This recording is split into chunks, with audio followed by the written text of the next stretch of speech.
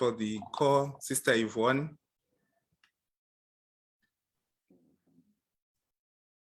Yes. We are live on Facebook, so we would like to welcome our brothers and sisters all over the world who have just joined us through Facebook. Welcome you. Same applies to you guys.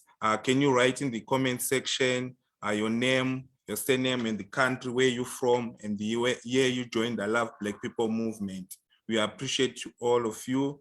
To start on this call, we are going to start with Brother Elijah Nyabuti from Namibia, who's going to present a report for our sister in Namibia called Joanna Muyenga.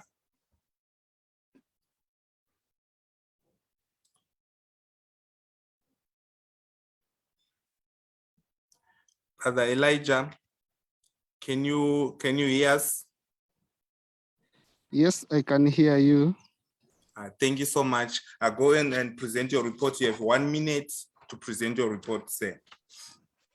Okay, good morning, good afternoon, dear members. I'm Elijah Nyabuti. I will report for Namibia.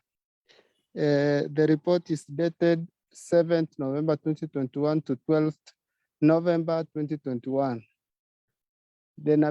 The Namibia weekly activities on 6th November 2021, the community had a Zoom meeting where I Love Black People mission and business were discussed.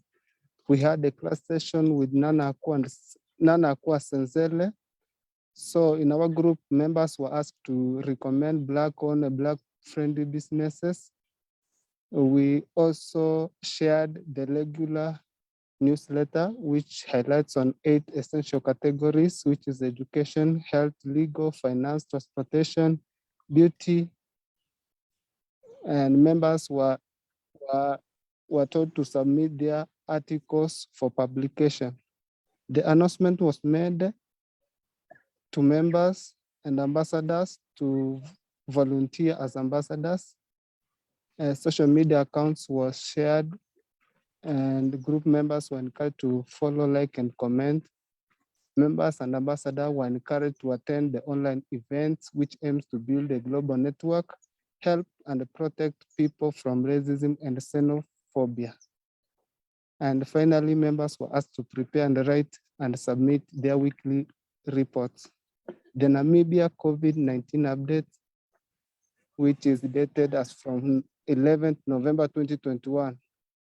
The total confirmed cases are 129,027. The deaths are 3,565. The recoveries are 125,287. And the total vaccination are 708,735. The report was made by Joanna Muyenga from Namibia, and I am Elijah Nyabuti. I am because we are. Thank you so much, Brother Elijah, for the report for Mozambique, for Namibia, I mean. Thank you so much. I really appreciate you. Next, we have Andrew Magombo. Andrew Magombo, can you hear us? Andrew Magombo is from Malawi.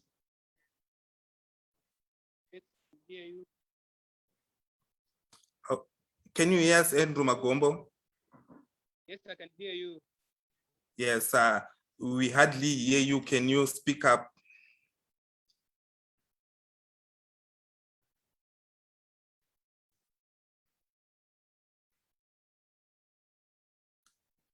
Yes, Andrew.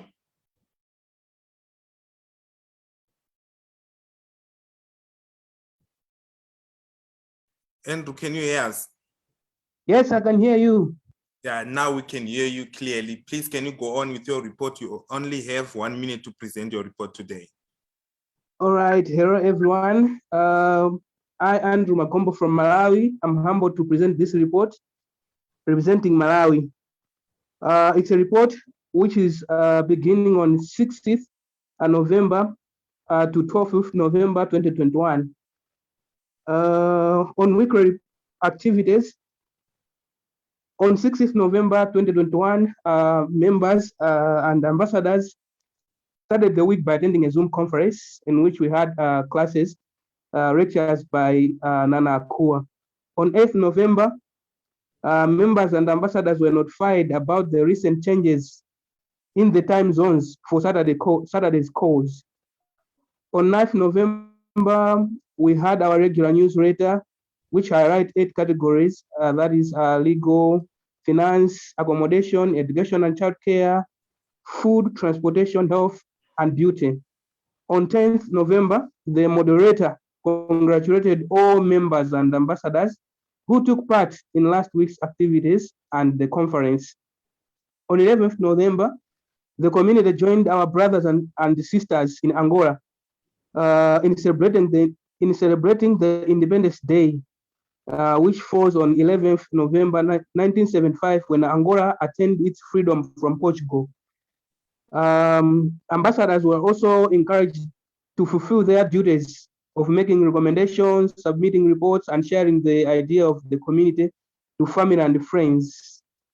On 12th November, yesterday, members and ambassadors were reminded and encouraged to confirm their attendance to the Zoom conference and to prepare and submit reports. COVID-19 status in Malawi as on Friday, 12th November 2021. Cumulative cases were 61,841. Only 7 were new. And total recovered were 58,574. 52 were new. And total deaths, 2,302. There was 0 death yesterday. Total fully vaccinated, 571,846, with 1,208 which were new. This report was compiled by I, Andrew Magombo, from Malawi. I am because we are. Thank you. Thank you so much, Brother Andrew Magombo, for your report representing Malawi. And next, we have our brother Joel Keinge-Tichi. Brother Joel Keinge-Tichi, can you hear us?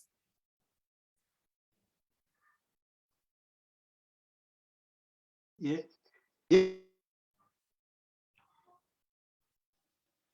Yes, Brother Joel Keinge-Tichi, can you hear us?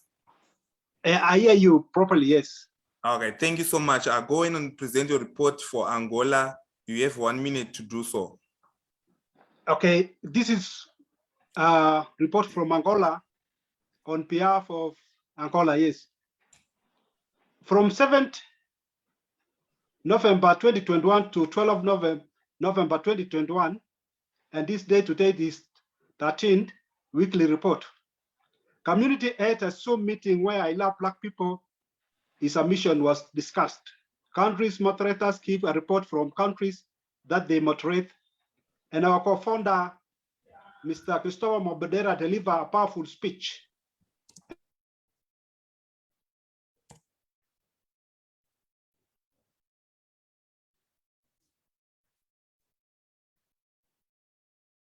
Yes, Brother Joe, are you still with us? Friendly businesses in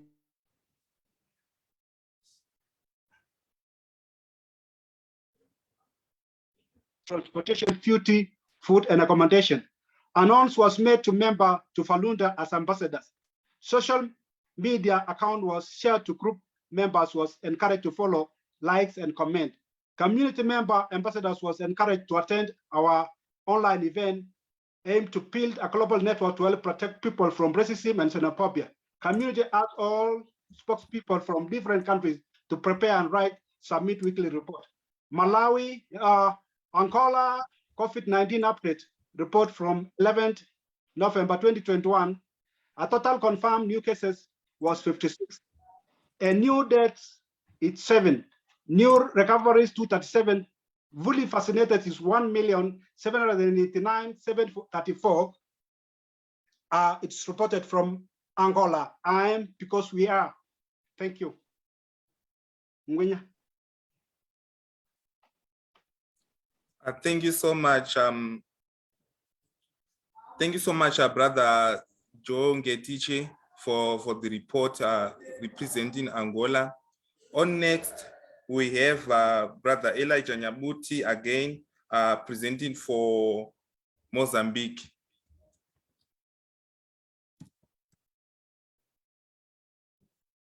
Yes, Brother Elijah, can you hear us? Yes, I can hear you. Yes, can you go on and present a report on behalf of Sister Anna Karina from Mozambique? Okay, good morning, good afternoon, dear members. Today I'm going to report on behalf of Anna Karina from Mozambique. The report is dated on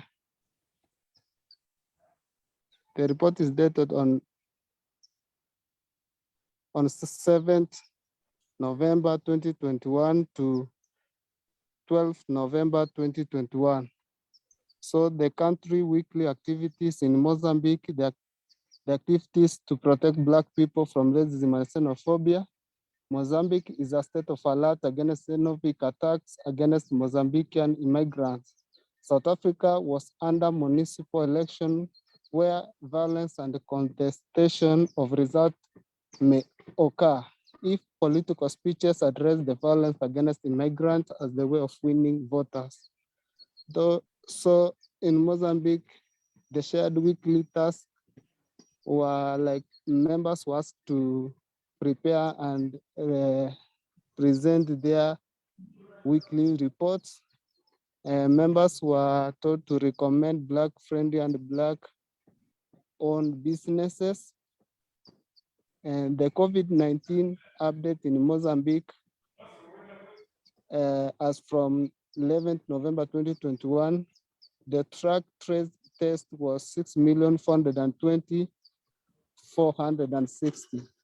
The entrance test was 6,420,460. Performed test was 954,995.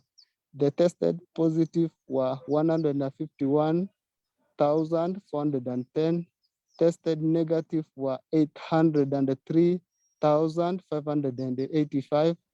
The fatalities were 1,934. The recoveries were 149,349, and the quarantined were 56.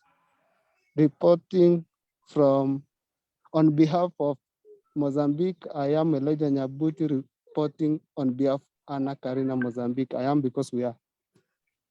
Okay, thank you so much, Brother Elijah Nyabuti from Kenya for presenting our sister in Mozambique, Anna Karina.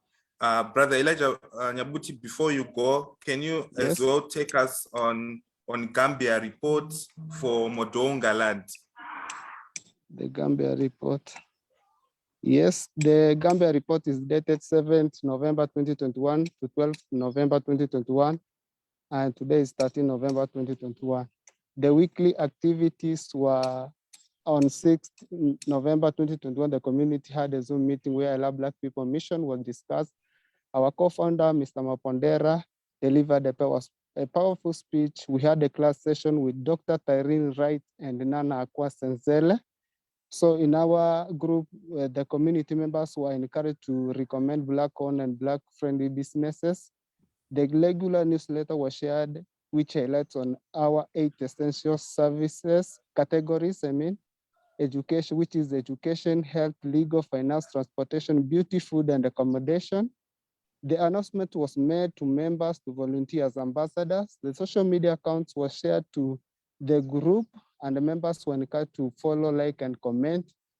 Community members and ambassadors were encouraged to attend online event which aims on building global network to help and protect people from racism and xenophobia. And finally, the community members were asked to prepare and submit their weekly reports. So the Gambia COVID-19 update, which is dated as from 11th November 2021, the total confirmed cases are 9,980. The deaths are 341. The recoveries are 9,624. fully vaccination is 267, 263. The report was made by Modun Galad from Gambia, and I am Elijah Nyabuti from Kenya, reporting on behalf of on his behalf. I am because we are. Thank you so much, Brother Elijah Nyabuti, for representing 3 countries today. Thank you. We really appreciate you. We humbly appreciate you. On behalf of, thank you. Thank you. At the moment, we would like to welcome our co-founder, Mr. Christopher Mapondera, who is now in the United States. Mr. Mapondera, can you hear us?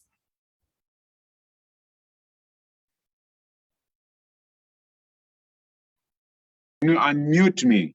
Oh, there you go. Okay, thank you. Thank you. Thank you. Thank you so much. Say welcome to our conference meeting. Can you go on today and give us the good teachings? People are waiting for you. We are also live on Facebook, so people will be sending through their questions on Facebook as well. Okay. All right. Thank you so much. It's always a pleasure to get to talk to you and share my views and ideas. I also appreciate the feedback I get from you. It gives me an indication of some of the issues that you are interested in. As usual, I try to highlight only a few Pan-African news, which are of significance to me, and I'm sure they are also of significance to all of us. As I say, that you are a useless Pan-Africanist if you don't keep up to date with the events of what is happening in the Pan-African world. Right now we've got the issues of northern Ethiopia, where there's some conflict going on there. I was just reading today that the U.S. had instituted sanctions, against the government of Eritrea and some individuals. And my curiosity, is that why would the United States, jump in? Why not let the parties involved settle their issues, sort out why the conflict is taking place and so forth? At this stage, I really don't have much information, but I was listening to some Ethiopian brothers talking about their conflict. But I think for our brothers from Ethiopia or Eritrea, the group can also enlighten us. Maybe you make your comments, and so that the rest of us can understand exactly what is going on. My only issue, that when there's conflict, within us as an African people, when you see the superpowers coming into play, then it means the conflict is beyond just the two protagonists within the context of the African nation. So that's something we have to always be cognizant of. Some years back, we used to talk of the Cold War, which was really between the East and the West. At that time, it was really the US and the Russia. Then all the people, on the US side, the so-called Western world, talking of democracy, capitalism, and so forth. And then the Soviet Union, talking of communism and, all their other allies and so forth. But again, Africa was the playground. There was the struggle to try and see how much territory are we going to, each group is going to control in Africa. Now, after our independence, or so-called independence in some cases, you find that that struggle for controlling Africa is coming back, but now it's more vicious, it's more deadly, and it's because they are realizing more the value that Africa has than they did, 20, 30 years ago. they realize that the future of the world, basically, if you want to be very blunt about it, is going to depend on Africa. Okay, whether it is having access to land to produce food that can sustain the whole world. Africa is the place that still has that abundance of land for food production, which is necessary for the sustenance of humankind. You talk about the, minerals that, again, is going to sustain, all the technologies that are taking place. You find that they are based on African resources. We're talking of electrical vehicles, we're talking of sustainable energy, water, and so forth. Africa has got the abundance of all that. But because we don't understand it ourselves, we'll see all these conflicts being created for one thing, but the actual fact that it's something else that is behind all of that. So again, we have to take into account, that wherever there's any conflict, we don't just take it at face value. You've got to really go deep, what are the underlying factors. Then the other activity, the issues in Sudan, we discussed about that again. I was reading that some people are saying, well, the military junta must give up its power and, go to the civilian rule and so forth. I don't mind when it is a discussion amongst ourselves, but once you start seeing superpowers coming into place, then you get to wonder, was the initial conflict really just amongst ourselves? I mean, as an African people, before the intervention of the whites, we were capable of negotiating or living peaceful amongst ourselves. There was those who were also a little bit aggressive, trying to, overcome other groups and so forth.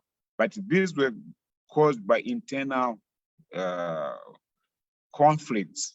And then once they were settled one way or the other, there was no issue.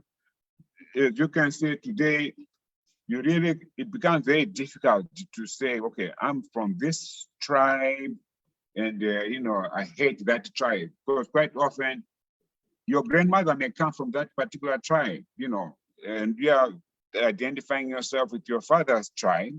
So how can you say, I hate my grandmother's tribe, to the extent that, I would like to go and kill them and do that type of thing. That's not a very African thing to start with. I mean, we've had so much integration amongst ourselves, that we're not just recognizing it. I mean, you've got people from South Africa marrying people from Zimbabwe, people from Zimbabwe marrying people from Ethiopia. I mean, like, you can go to any part of Africa today, you'll find that there's somebody who married someone from another country, not within their own countries. So that level of integration, if we put our thoughts to it, even helps to cement collaboration and cooperation amongst ourselves. And the same thing applies to our fellow, Africans in the diaspora. I mean, we have Africans marrying, African Americans, we've got Africans marrying people from the Caribbeans and vice versa and so forth. So there is an integration force that is already taking place amongst ourselves and so forth. So we just have to be very careful, in how we analyze the conflicts that we have coming up.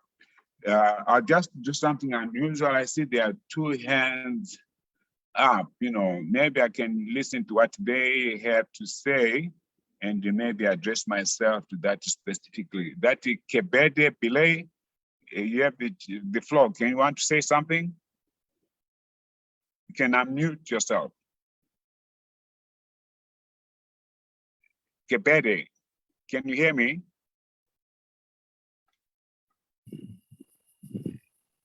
Yes, go ahead.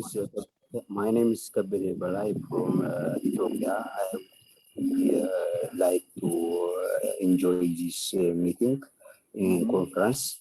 It's nice meeting to in this Black African peoples. Just in Ethiopia, there is a report to the COVID from this week. The new case is an average 223 in the days in this week.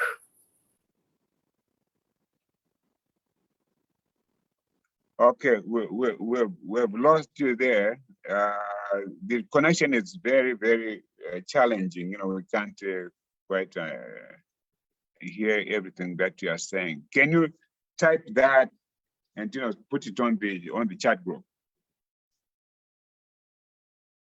Kiberi, can you hear me? Okay. Can someone send him a DM that he can write his comments and then we can look at it. Can I ask you, Puseletso Mokanto? Can you say, you want to say something? Puseletso? Yes, Puseleto, can you unmute yourself?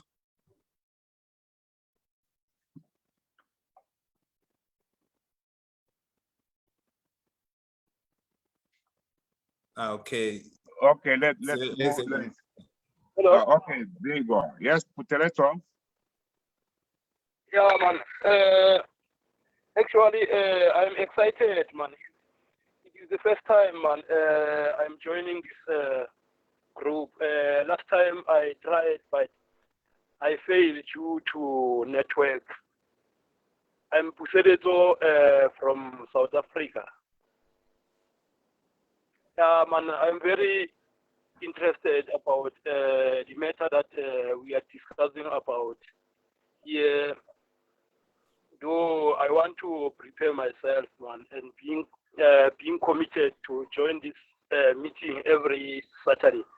I'm very happy that this meeting at last at 5 o'clock I managed to attend it, because last time it was 4. So according to my job, I didn't make it. But since it changed to be 5 here in South Africa, I will manage to attend it.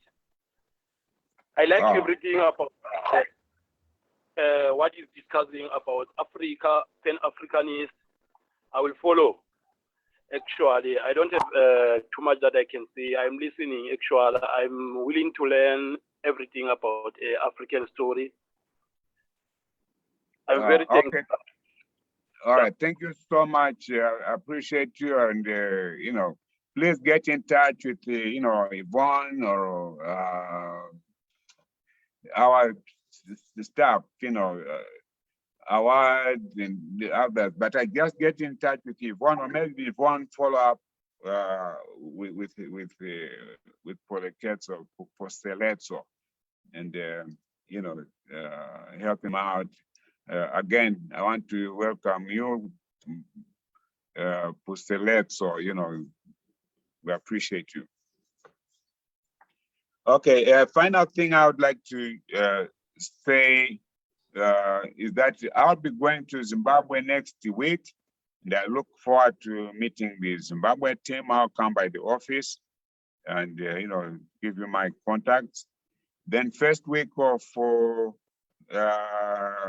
January, I'll be in Ghana. So for those in Ghana, I'll try to reach out, or I'll talk with Yvonne so that she can let you know how to contact me. I'll be there for a week. I'll spend a little bit of time in Accra, but I'll have most of the time in Cape Coast. We're organizing a trade fair there, a trade expo in Cape Coast. We have a group of brothers and sisters from the US, going to Cape Coast. I'm involved in an organization where we're working on working with the local hospitals, local schools, helping them, to set up some industries and so forth. So I think when this whole opens up, should provide some good opportunities, and also bringing part of the group that is coming, people who are interested to identify opportunities to work with the local business people, with local communities, women's organizations, youth, and so forth. So there's quite an event. I believe the adverts have also started taking place in Ghana. So I'm sure if you should listen to your local radios or maybe local newspapers and so forth, you should be able to hear about that. But just the concept of why that expo, again, it's really based on Pan-Africanist views. I love Black people. We're trying to identify, Black businesses, and also protecting us against racism and xenophobia. The organization that I'm again a part of is called Africa Development Institute. Africa Diaspora Development Institute is really Africans in the diaspora trying to define their relevance on African continent.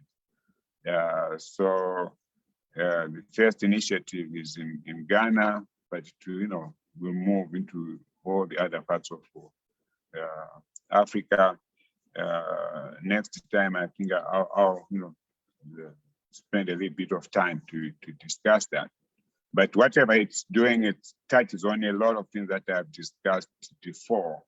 That we as African people, we must know and understand the resources that we have, what value do they have, and how can we exploit them for the good of us as an African people.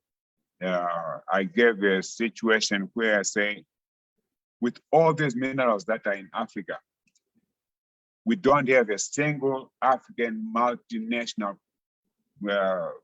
company that is based on the resources that we have. The DRC resources, as I mentioned last time, they are worth over $24 to $30 trillion. Okay, but we don't have a single African company to exploit that to that extent.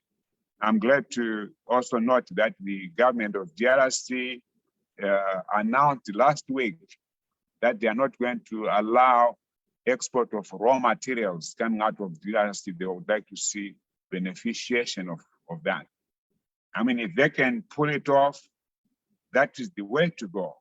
We've been sending out too much of our raw materials, whether it is in food, minerals, and so forth. Somebody adds value, and then when you add value, it means you're creating jobs, you're converting something with a lot of value, to bring in more money to sustain your development and so forth.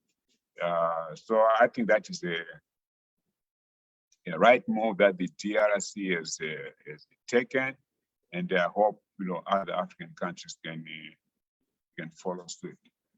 Okay, any other questions? I see there's a guy, Peter, you've got your hand up. Let's see what you're gonna say. Peter, can you hear us? Can you hear us? Yes, I can hear you. I'm very sorry. I'm in the dark at this moment. We have a problem, an issue, but it's being sorted out. I'm really great to participate in this meeting today. And I really wanted to put across an issue. As much as we always saying that we want to rectify the problems here in Africa, I think it's the highest time that we realize that we have a very, very corrupted political system, sorry to say, across most countries in Africa. The youths are being used in a wrong way to create havoc and to dissemble the progress in Africa.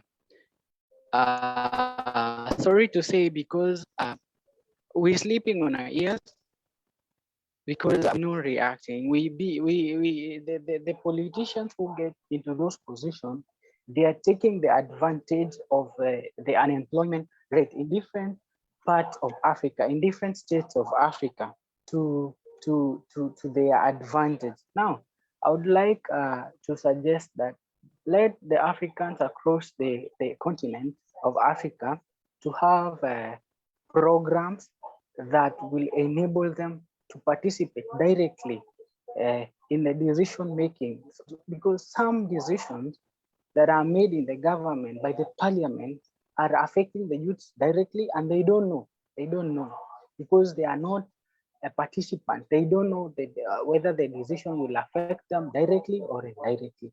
As we talk of the Congolese resources conflict, we talk of the youth being used by the rebel leaders to create a blood, to have to create different rebel Peter, groups that can.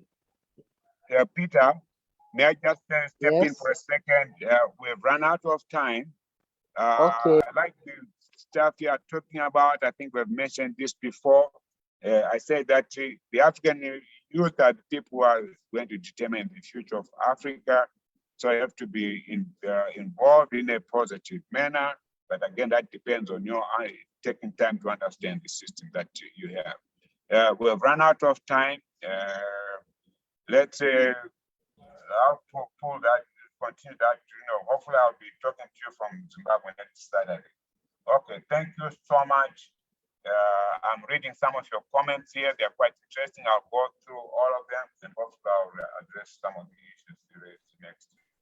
Again, it's a pleasure. Sister Kua, I'm sorry I dealt with your time, but nevertheless, we are welcome. And I know everybody's waiting to hear those wise words of wisdom on keeping healthy bodies, healthy minds, and it's most welcome. Yeah. Okay, thank you so much. Kwaheri, goodbye, aluta continua. Thank you so much, Mr. Mapondera. Okay. Yeah, so on we have our. All right, you ready for me? Yes, we can hear you and we can see you as well. Thank you. Welcome, Queen Mother Nana Akua. Oh boy. All right, good day, everyone. Good day, everyone. I know for some people, I actually had not realized that some of you are in the nighttime, right?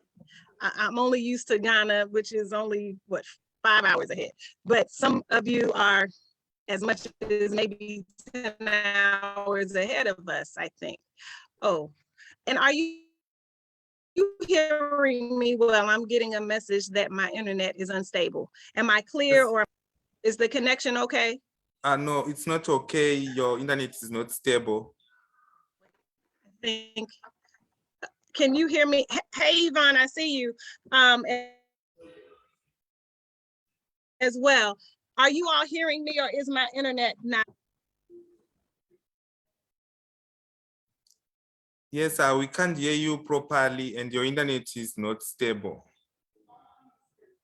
Okay, I'm gonna move. I was trying to be in my comfy chair, but I'm gonna go to my office. Wait a minute. All right, thank you. My battery is low on my laptop, so I was trying to sit comfortably in my room while it charged, but I will have to go closer to my modem. It's just that I have to now hook up my battery. So give me 1 second. My apologies. Having a little bit of back pain. So I was trying to sit in my little comfy chair. But today we are talking, I think we are on our second week, and this is about herbs. This should be the handout where if you are in the current WhatsApp class, you would have received the handouts, and the first one is about herbs. But we'll talk today about herbal cures. We'll talk about homeopathic remedies. I think we'll talk about essential oils and some other things I have to remember. What all? Oh yeah, essential oils, and then we'll talk about superfoods as well. So welcome, welcome, welcome. Happy to see you all at whatever time of day you are in. Thank you for taking the time to join us. Let me just plug in my battery just 1 second.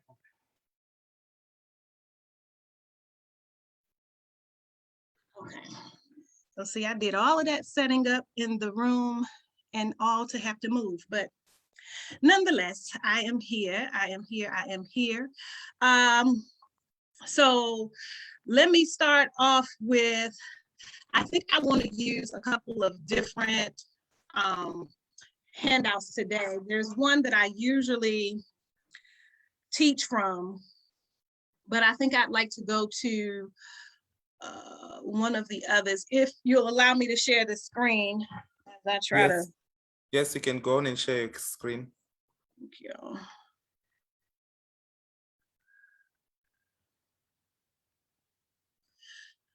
So I usually, are you saying it? Does it say homeopathics? Now. Yes, we can see it. Great. All right. So usually I start with this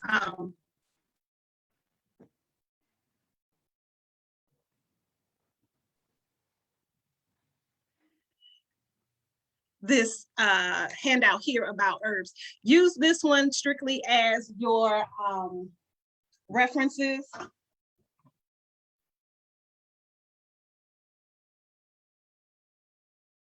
I love the sunshine. However, it's not good for this background, right? I'm gonna get it together in a second. Okay, we're gonna have smooth sailing from here on, right? No more getting up and moving around. So what I'd like to focus on is a handout I put together many years ago. And it really pretty much has some of my favorite herbs in it. So I think I want to just talk from that one today. I usually kind of reference it, but I usually kind of quickly skip over it because I've chosen some of the herbs from the first page. So this one I think I want to focus on instead of trying to go through and I get my attention diverted to some of the many herbs that are listed there. And there are so many herbs on the planet.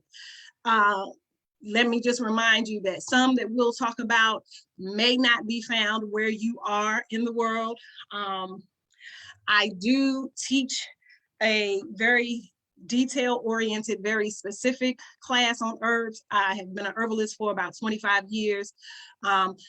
For the sake of this course of trying to expose students to a little bit of all of the holistic healing modalities or some of the major holistic modalities, the time that we have to focus on the herbs is very short.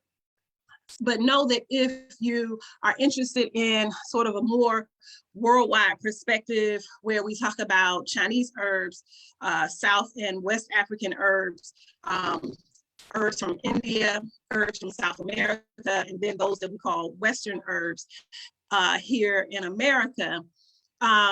That's something that we can maybe arrange at another time because we talk about herbal properties and how herbs do what they do or why they work, how to prepare them, different recipes, so many other things. But for this purpose, we're simply focusing on some herbs that I think are just great to have, to know about, and if you can access them, to do so and create your own herbal medicine chest. And when I usually say here is to utilize your local herbalist. And a lot of times these are your Akonfo, your Iolorisha, your Sangomas, your Vodun practitioners, or in whatever areas, and honestly, I'm not that familiar with East Africa, quite honestly, but whatever traditional spiritualists are called there in some of those countries.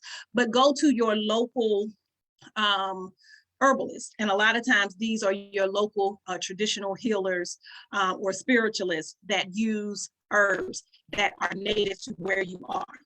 And they are your experts as to what herbs are there where you live. But if you're able to order out, and get access to other herbs, great. But this is when you would use your traditionalists, your spiritualists, and your local healers. So for this purpose today, we're using this handout that you see here on the screen. And I love pointing out some of the scriptures. I am not a Bible person. However, I love references that are made in spiritual text. A lot of our traditions, of course, are oral and not everything is written down. But there are many references in different spiritual texts about the use of herbs and how God has provided these natural plants for healing. So there you'll see a couple of those listed here in this writing. But basically, herbal medicine is the medicinal use of herbs and plants. It could be trees, it could be flowers, it could be shrubs, but herbal plants in order to regain or maintain health. They're used to cleanse, detoxify, rebuild, tone the body so that it can get back into balance. And so we know that nature is wonderful. Mother Earth is awesome. H.U.R is beautiful and great and has a wealth of resources. Sometimes we just kind of admire her for her beauty, but we really have to start using her cures, her medicines, the remedies. It's all there for us. So the purpose here is just to focus on doing just that, taking advantage of what has been given to us by God Almighty. So we know that there are thousands or maybe even millions of herbs and plants that heal the body, right? So my focus is, just as we may go and have some kind of over-the-counter pain reliever like ibuprofen or aspirin or something like that, we should become familiar with valerian and meadowsweet and white willow bark. Or if there's some kind of Alka-Seltzer or Tums or some kind of antacid, we should be just as familiar about ginger or carbo veg or some of the other natural remedies for indigestion. So this list focuses on some of my favorite Western herbs, okay? However, some are found throughout the planet. And the first one, ginger, definitely is. So you can definitely find this in many places on the planet. Ginger, we know it cleanses the colon, reduces spasms and cramps, it stimulates circulation, it's a strong antioxidant, it's a great antimicrobial agent. So we know that it kills different microorganisms, right? Whether it's viral or bacterial or fungal, right? So it's good for healing the body. Sores, wounds, good for circulatory issues, morning sickness, nausea, vomiting, hot flashes, you name it. Ginger is excellent. So this is why this makes my list of an herb to have on hand. And probably some others that I skipped over, but know that this is a widely used and highly effective herb. You can use it in tea form, you can use it in extract or tincture form, capsule form, you can even use it in the essential oil form that we will talk a little bit about later. Valerian is another favorite of mine. Valerian is good for circulation. It's a sedative. It's a good pain reliever. It's good for anxiety, fatigue, high blood pressure, insomnia, menstrual cramps, muscle cramps, spasms, nervousness. It's a sedative herb. It's a nervine herb. It soothes the nervous system, right? Valerian, however, is not a wonderful smelling herb or a tasting herb. So while you can use it in tea or extract form, you will probably want to use this in capsule form. Cayenne, we all know cayenne or African cayenne or red pepper, hot peppers. I mean, we know that there are a lot of different types of species of peppers, but cayenne specifically is excellent for digestion, circulation, to stop bleeding from ulcers. It's good for the heart, kidneys, lungs, pancreas, spleen, stomach. It's good for arthritis. It's good for warding off colds and sinus infections, sore throat. This, of course, because it is pepper, and it's hot, you're going to want to use in capsule form. If you do put it in some sort of liquid, of course, you'll use small amounts to make sure that you can consume it easily. And topically, we know that it's also good for pain. So it's used in a lot of liniments and ointments and creams for pain. Another one is garlic. And I know we talked about some of these. Oh, I think last week I asked something, and I know some of these were mentioned last week, especially garlic, right? And so garlic, we know, detoxifies the body. It protects against infection because it enhances the immune function, lowers blood pressure, aids in circulation. It's good for arteriosclerosis, arthritis, asthma, circulatory problems, cold, flu, liver disease, yeast infections, pretty much any type of infection. People have used it for lowering cholesterol, you name it. And so we know that in raw form, it is best. However, because of the smell or the aroma that it emits, that's not something that we may often do or in every situation do, but for as much as you can cook in it or maybe add it to your juices or your sauces or dressings or what have you, do that. However, you can also use it in odorless tablet form, right? And this will kind of let you be a little more consistent with taking it and maybe not being as offensive because of the odor. Rosemary fights bacteria, stimulates digestion, circulation, is good for headaches, high and low blood pressure, circulatory problems. This you can easily do in tea or capsule form. Charcoal, technically it is plant, technically not an herb, but this definitely makes my list. I travel with charcoal. Charcoal is widely used to remove toxins from the body, right? So it basically neutralizes toxins that get into the body. So it's good for gas, upset stomach, food poisoning, diarrhea. It's pretty much an antidote for all poisoning. This is what a lot of hospitals use for overdose. Well, they don't maybe use this for overdose, but more so food poisoning. But in capsule form or powder form, you can take this. In health food stores, you'll find this. It'll be labeled activated charcoal, and usually you'll get it in tablet or capsule form. Aloe vera, we know topically it heals wounds, burns, things of that nature, but internally, we know that it's also healing. It soothes the stomach, acts as a mild laxative, aids in healing, used for a lot of conditions, used for AIDS, for skin and digestive disorders, has antifungal, antibacterial, and antiviral properties. And the juice, well, the gel of the aloe is what's used, and whether you're using it directly in that form or whether you juice it and you're drinking it or applying the gel topically, these are the common uses for the aloe vera.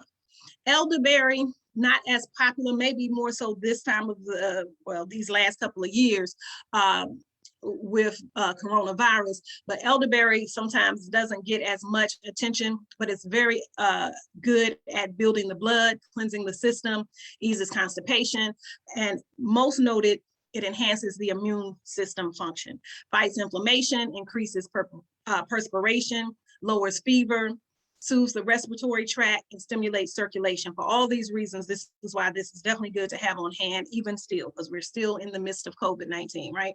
And so elderberry has probably become more popular recently, but it's always been a wonderful herb. This you can make as a syrup, but you can also just use it in tea form or in tincture or extract.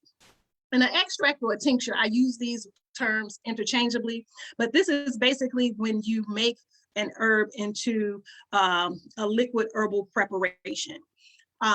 This is another thing I teach in my herbalism class, but how you make an extract can depend on what your solvent or your menstruum is. A menstruum is a solvent, what it is that is extracting the essence of the herb. Most commonly it's grain alcohol, but it may be vegetable glycerin, it may be vinegar, it may be goat's milk. Ayurvedic medicine out of India, they often use goat's milk to extract herbal preparations from, because of the milk fat. It helps to really bind or connect with the herbs and extract it.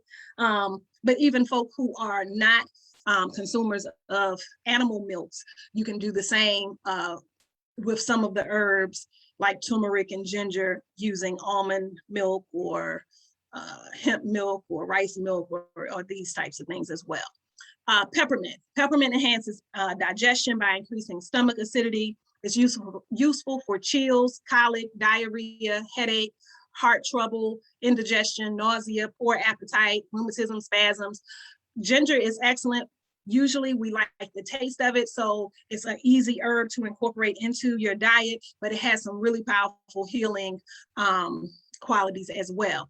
Usually in tea form, but certainly if you don't, for example, like the taste, certainly you can use it in tincture or capsule form as well. This is an excellent tea to kind of drink after dinner, just to kind of help with digestion. It's known to increase the digestive process and decrease the time that food is left in the stomach. But still, as with any liquids, you want to give some time after eating before consuming it. So maybe an hour after dinner, this is a good thing to have. Echinacea and golden seal, two very different herbs. I combine them together because a lot of times you can't easily find them in a tincture together, but they both do, while similar things, very different things. So it's a good complementary supplement, but even separately, they're wonderful. Echinacea is an anti-inflammatory and antiviral. So it boosts the immune system, the lymphatic system. It's good for colic, colds, infectious illnesses, snake bites, other insect bites, things like that. It helps the healing, increases your white blood cells. So it increases healing time for any kind of topical bite, cut, scrape, abrasion. Golden seal acts as an antibiotic. It cleanses the body, increases the effectiveness of insulin, strengthens the immune system, promotes the functioning of many organs, pretty much all of them, the colon, the liver, the pancreas, the spleen. It cleanses the mucous membranes, so many things, right? And golden seal is also good for inflammation and infections as well. So if the first sign of a cold or flu, if you take golden seal, or if you have them both together, this will really wipe it out really quickly. The thing with golden seal is it's not something you want to take every day for an unlimited amount of time. You really want to break it up into 7 to no longer than 10 days. So I always just say on the conservative side, 7 days of consecutive use and then take a break from it. Lavender is another one. Most people only like the fragrance. However, it has some really good healing properties. It's great for stress, depression. It's good for skin conditions. I used to make a lavender body balm, which is good for healing the skin, but also is great for like promoting sleep and relieving headaches and things like that. So most people use lavender in some type of bath or body product. However, you can of course drink the tea as well as sort of a sedative type of drink if you're having a stressful day. Add it to your baths, add it to your skin creams, anything of that nature, lavender is great for.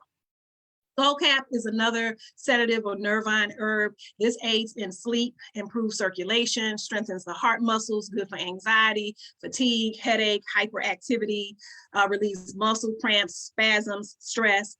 Also good for barbiturate, addiction, and drug withdrawal. And because it'll help the body deal with throwing off the side effects of the withdrawals. So it's a sedative. It helps the body kind of calm down and relax.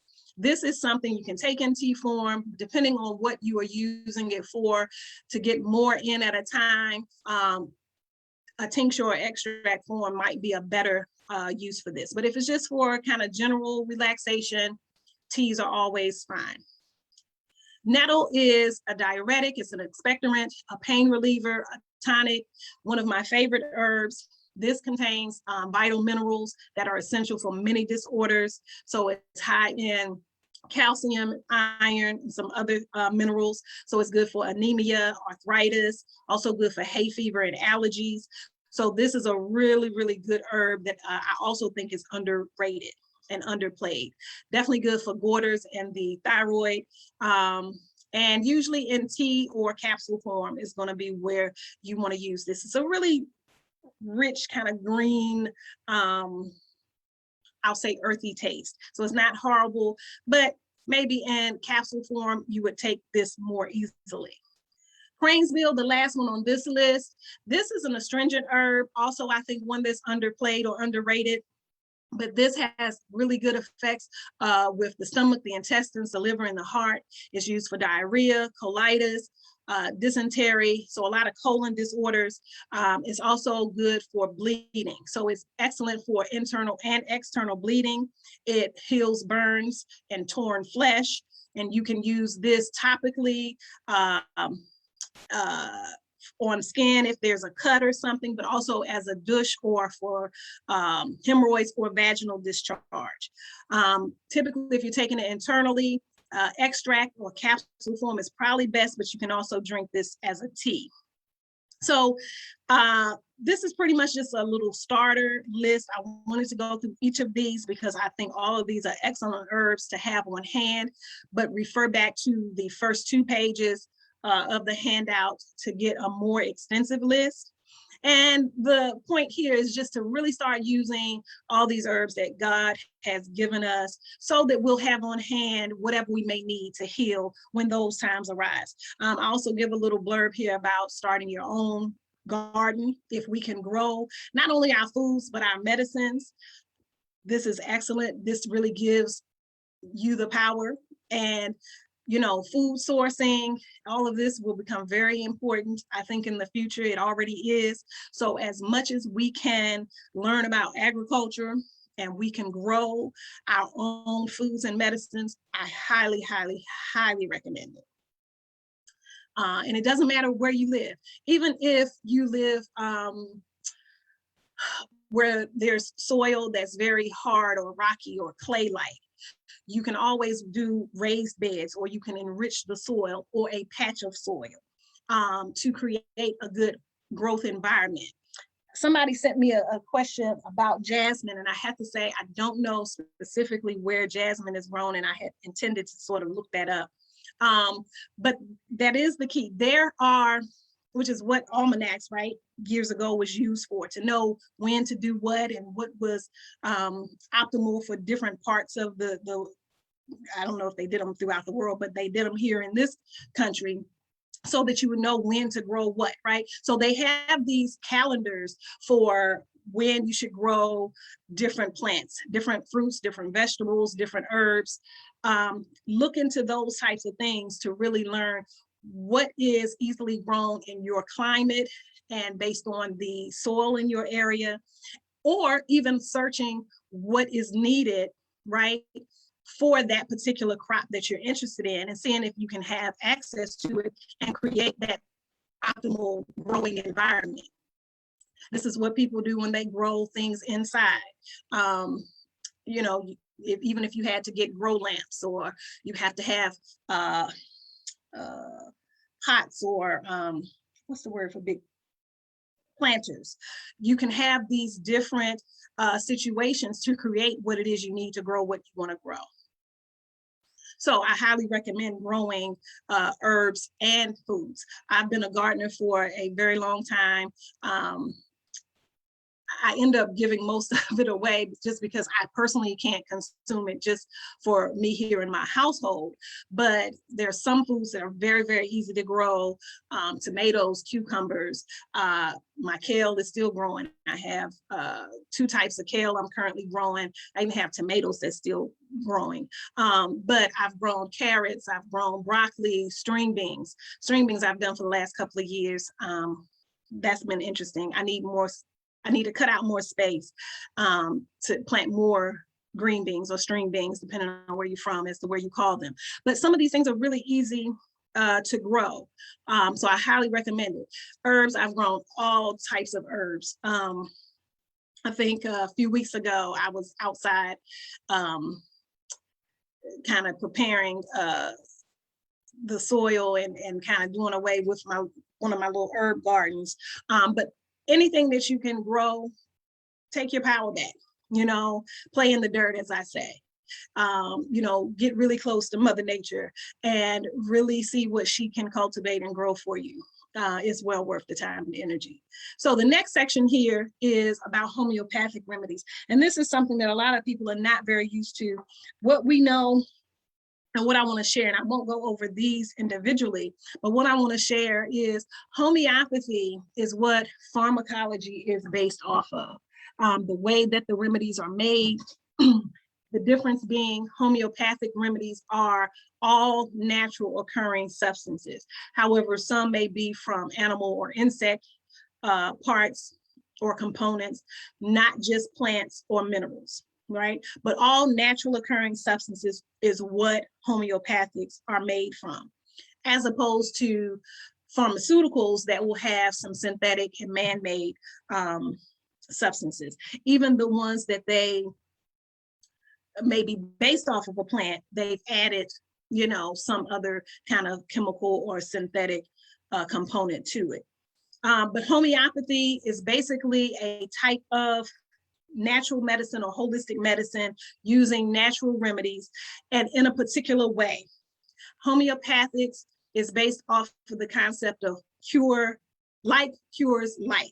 So in a ideal circumstance, whatever causes that illness in the right environment, in the right dosage over the right period of time can also cure that. So what will cause the instance same substance can be used to cure that situation.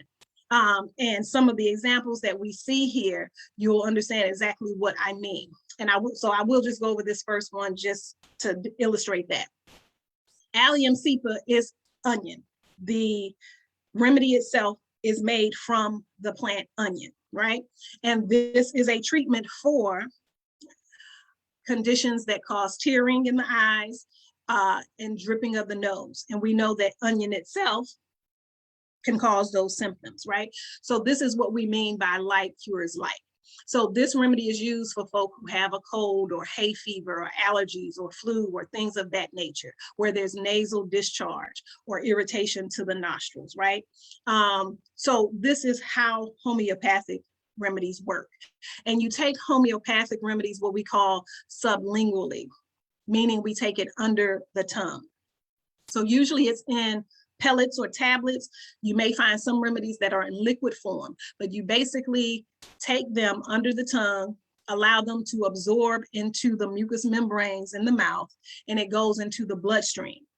And it, in most cases, will work much faster than anything that well, not even in most cases, it works faster than anything that you're gonna swallow that has to be digested, okay? So this 10 common remedies, I will not go through each of these specifically, but these are some very good remedies to have on hand. If you have muscle spasms or you feel sick from something you've eaten, or feel sick from overindulging with alcohol, or you have some kind of depression or grief or sadness. There are several, or poison ivy. So there's certain conditions that these remedies, and there are literally hundreds of homeopathic remedies, maybe thousands. I'm sure there's thousands of homeopathic remedies that can be used. This handout here gives a first aid kit, and these are all homeopathic remedies. So there are remedies outlined here for burns, like arsenicum. There's eye injuries and eye inflammation that can be used, like aconite. If you bruise yourself, there's things like arnica. If you have sprained a muscle, things like arnica or bryonia. If you suffer from heat stroke or heat exhaustion, belladonna or bryonia would be good. If you've gotten stung by a bee or bitten by an insect, apis or ledum are your remedies. So these have some really funny names, long names. Most often homeopathics, they'll give you the abbreviation for it. But all of these 3 handouts have the full name and an explanation of what they each do. So this is just for your reference. And I'd like to now think there. So I see there's a hand up. Hopefully you wrote out your question. And I don't know. Okay, so I don't know if that question is for me.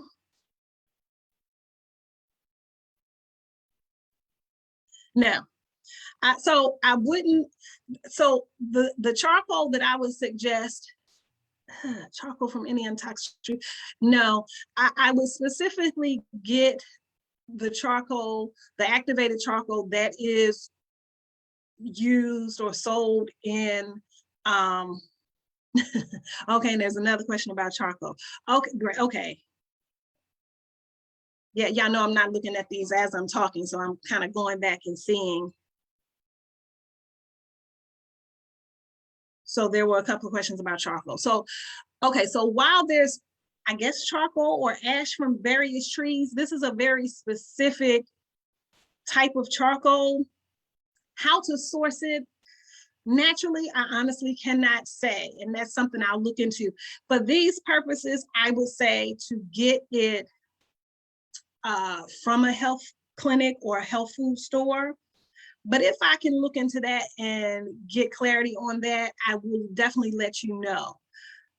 And this also differs. It'll look just like, say, the charcoal that you may use to cook with or to use in a grill here, to cook out on a grill, but it's not the same exact thing. So let me see exactly how that's sourced. But my initial answer, just getting it from any untoxic tree, I'm going to say no. Oh, okay. Oh, that's why your hand up. You want to speak. I would prefer you type out your question. Okay, we're still talking about the tree. Okay, wait. Okay. Are you anxious to talk? I'm going to put my email here.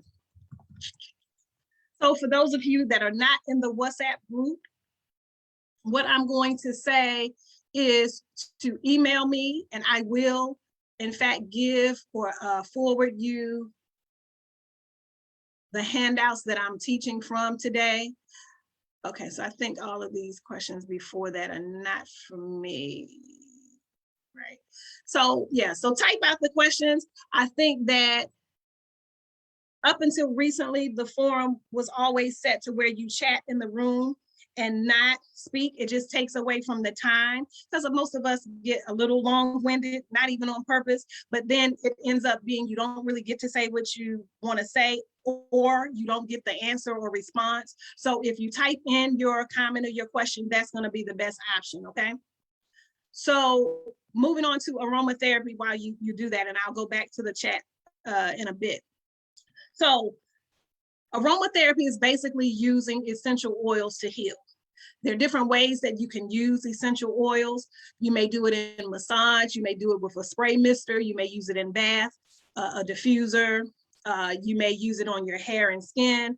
But basically aromatherapy is utilizing the extracted essences of flowering plants to heal the body.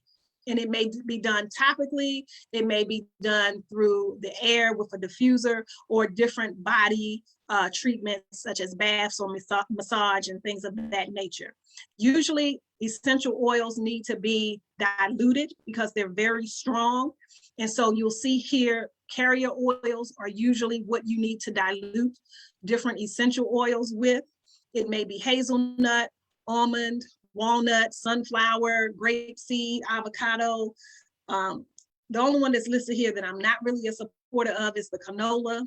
And again, I didn't create these handouts, so not everything that's listed here am I 100% behind.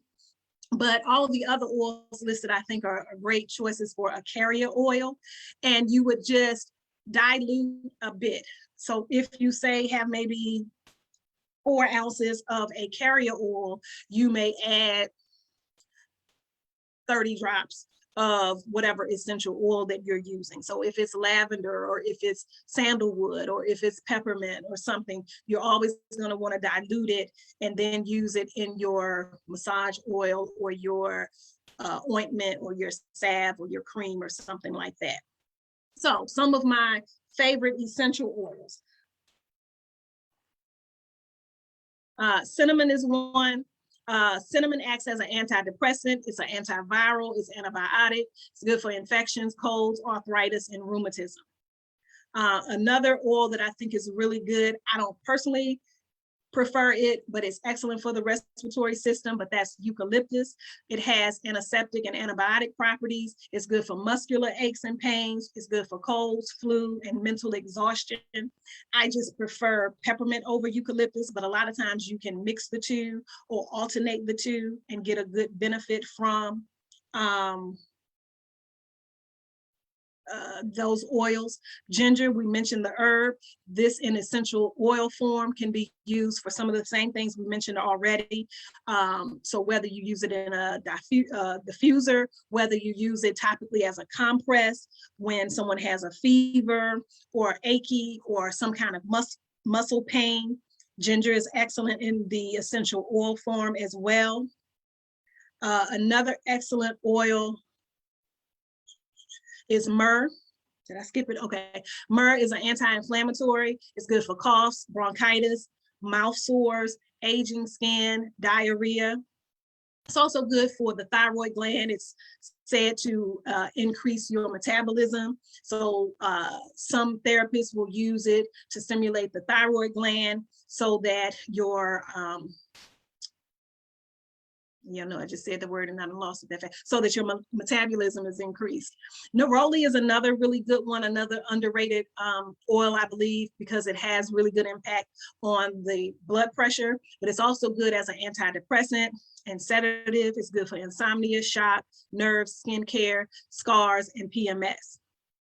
I know we mentioned rosemary, the herb, and peppermint, but the essential oils are also good. And then sandalwood, I'd like to highlight sandalwood as well. So sandalwood is good for stomach cramps, nausea, depression, herpes, candida, menses, headaches. And it's also good on a lot of skin creams. So a lot of, like even my lavender cream that I make, it mixes well with sandalwood. So I add a little bit of sandalwood as well, because it also can be really healing for the skin. And so many others. Tea tree, a very pungent smell, not a very pleasant oil, but has really good antiseptic properties. It's an antibiotic. It boosts the immune system. It's good for colds, bee stings, insect bites, congestion, arthritis. So not one that you would use like a lavender because it smells good, but it's really potent in terms of its healing. So let's see if.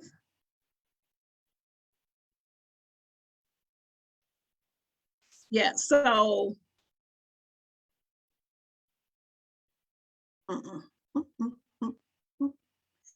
No. So anything that you ask in the WhatsApp group, for example, if it's about the handouts for the class, I will give a response if I have time in the WhatsApp group or in the class. However, if you send me different messages, private messages, and you're part of the WhatsApp group, I will not make time for that, okay? So a lot of people are sending me good morning messages and other random things, requests for help, different things like that. It's not what I'm in the WhatsApp group for. That's not my role. So if you have sent me, and some people have sent me numerous messages and I don't respond, anything that you would have to ask me in the WhatsApp group, you can ask in the WhatsApp group. There is really not anything that you would need to send me a separate message for. So, which is the same reason I won't give a separate number for myself in WhatsApp.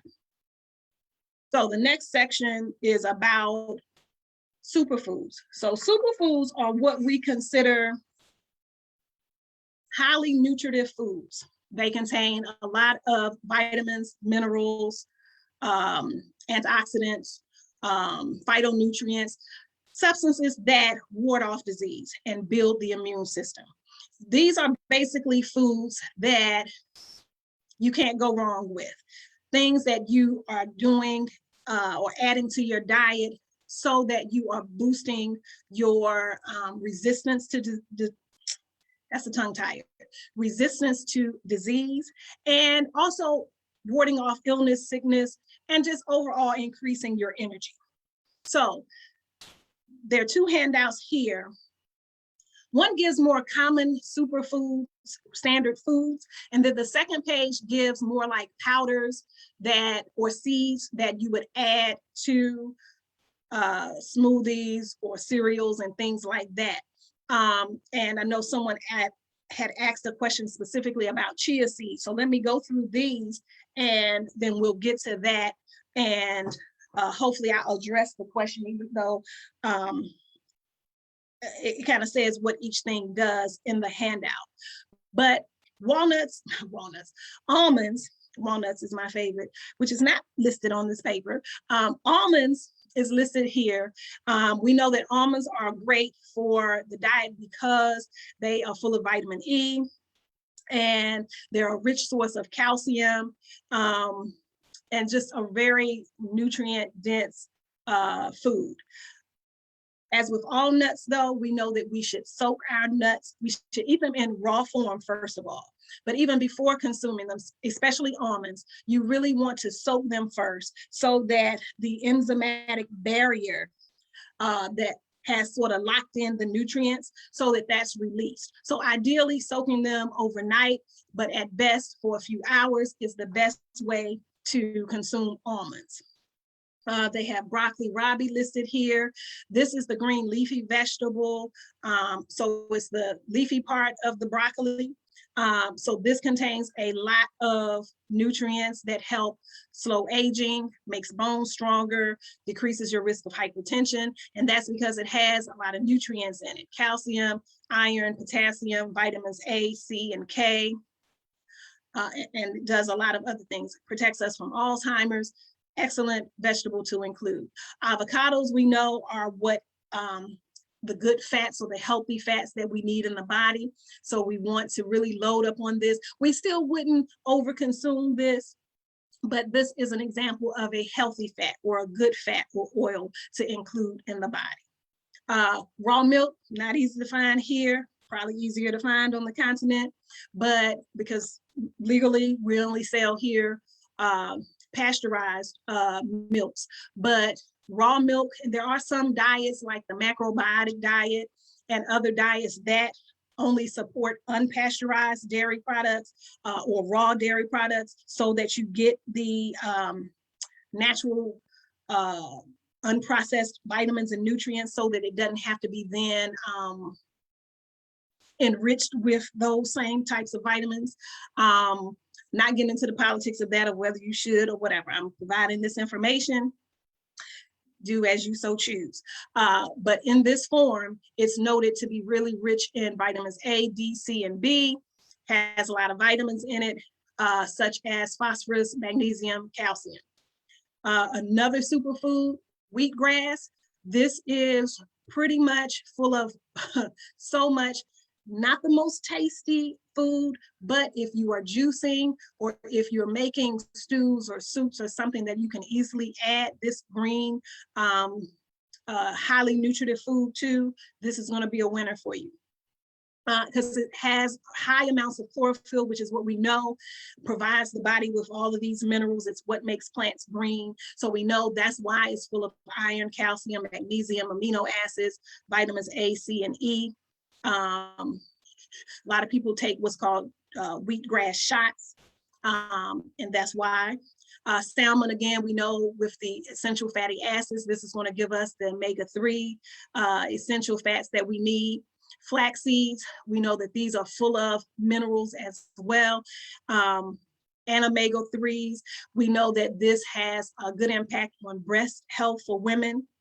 It also fights off heart disease, manages diabetes, cancer, really good effects. Blueberries, some people think blueberries are the #1 superfood. And a lot of foods we know are enriched with blueberries, pancakes, biscuits, cereals, you name it. But these are great for the vitamin C, the fiber, and the phytonutrients in it. Great for fighting off chronic diseases. Cinnamon, one of my favorites. We've already mentioned cinnamon in terms of the herb itself and what it does. This just sort of lists some other things that I will not repeat at this point. Sweet potatoes. We know that sweet potatoes are excellent sources of beta carotene, B6, C, vitamin C, fiber, and potassium. And then the powders that I mentioned, acai, goji berries, cocoa powder or cacao, seaweed, chia seeds, and then I think the mangosteen was the last one. Oh no, and maca powder. So these are all powders that you would add to shakes, to soups, to stews, to cereals, however you want to add it. Someone specifically asked me about chia seeds. The main component of why chia seed is good is mainly because similar to like the salmon and I forgot that fast, the other one that had and the avocado, it provides the omega-3 fatty acids. So it's good for the healthy fats. Also provides fiber, also provides calcium. So any condition that thrives with a high fiber diet or thrives with increased levels of calcium, these are going to be the types of seeds that you would add, among other foods. I think the question specifically was how it affected the pancreas, if I'm remembering correctly. So I don't know the exact correlation with diabetes, but again, if you are trying to do a low fat diet or watching your fat content, or there's maybe a cholesterol issue, or maybe there's a bowel issue and you're not having regular bowel movements, or if there's a bone or muscular issue, this would probably be a good supplement for you to add. As to what it may do in some other circumstances or with some other conditions, I can't really say. I think, so the last page here. So what I wanted to do here is to just have you in your spare time, go over review. What herbs stood out for you? Which ones resonated with you? Which ones you know you could incorporate or you feel would be useful for you or someone in your family? Which homeopathic, same thing, even though we didn't go over a lot of those specifically. Which ones you know that, say, if you are a person that likes going on hikes and you know from time to time you've gotten insect bites or you've had some sort of heat exhaustion because of whatever climate you live in. There are remedies that have been listed in that first aid kit that would maybe be useful for you that you would perhaps try to add to your home medical, kit or your home medicine chest. What supplements that we talked about in terms of essential oils or superfoods or things like that that you would maybe want to have on hand. How you maybe would incorporate some of the foods that we mentioned that have so many nutrients in it. How can you add that to your daily diet? But these are just ways to really make sure you got the information or retain the information and that you can utilize it, how you can apply that to your lives. All of these common ailments or conditions, there are remedies listed in this handout that we provided today. If these are conditions you commonly suffer with or have suffered with or someone close to you has, go through the chart, make a note of what things can naturally address fever, what things can naturally address pain, constipation, cold and flu, sinus issues, high blood pressure. This information is here for you. Diabetes. Find out what can be used so that this is not you just sitting through the lecture, but really being able to utilize it for your benefit. Because that is our purpose, is to really educate you on what it is that you can do with this information, and so that you can, again, empower yourself.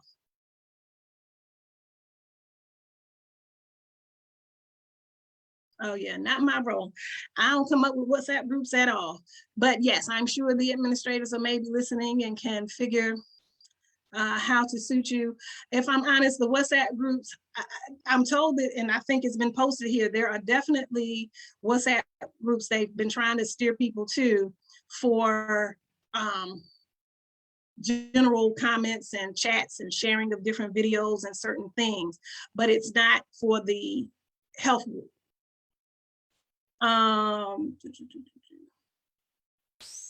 So I think Award listed it here. So there's a chat WhatsApp group that you can join to share different information, opinions, things like that. And Solomon, if you can message me, email me and request a handout, that's what I would prefer. Because when I very first started here trying to write down people's emails that wanted the information, it's just not possible, and it's a little too stressful to try and do and then manage the lecture itself. So nanaakua1@gmail.com is where you can request the handout, the information that I put here. And I'm scrolling back here. I think that's all of the questions, I believe.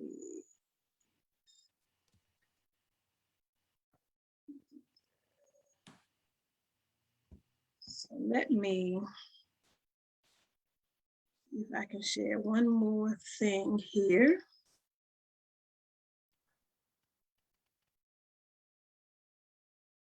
Oh yeah, that means you can see it, right? If I'm, whatever you can see on my, let me stop the share for a second as I scroll through to find what I want to show you.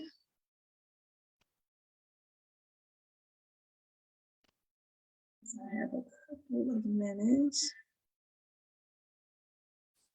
Okay, natural painkillers. So this is what I want to share.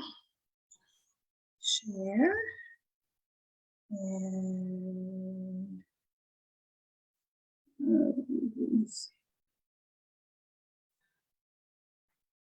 I know I'm doing this kind of crazy. Why is it not? So Award, are you seeing top natural painkillers, or are you just seeing all of my pictures or whatever? What are you seeing on the screen?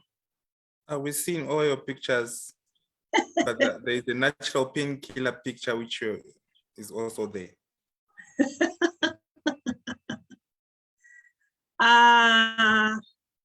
Okay, well,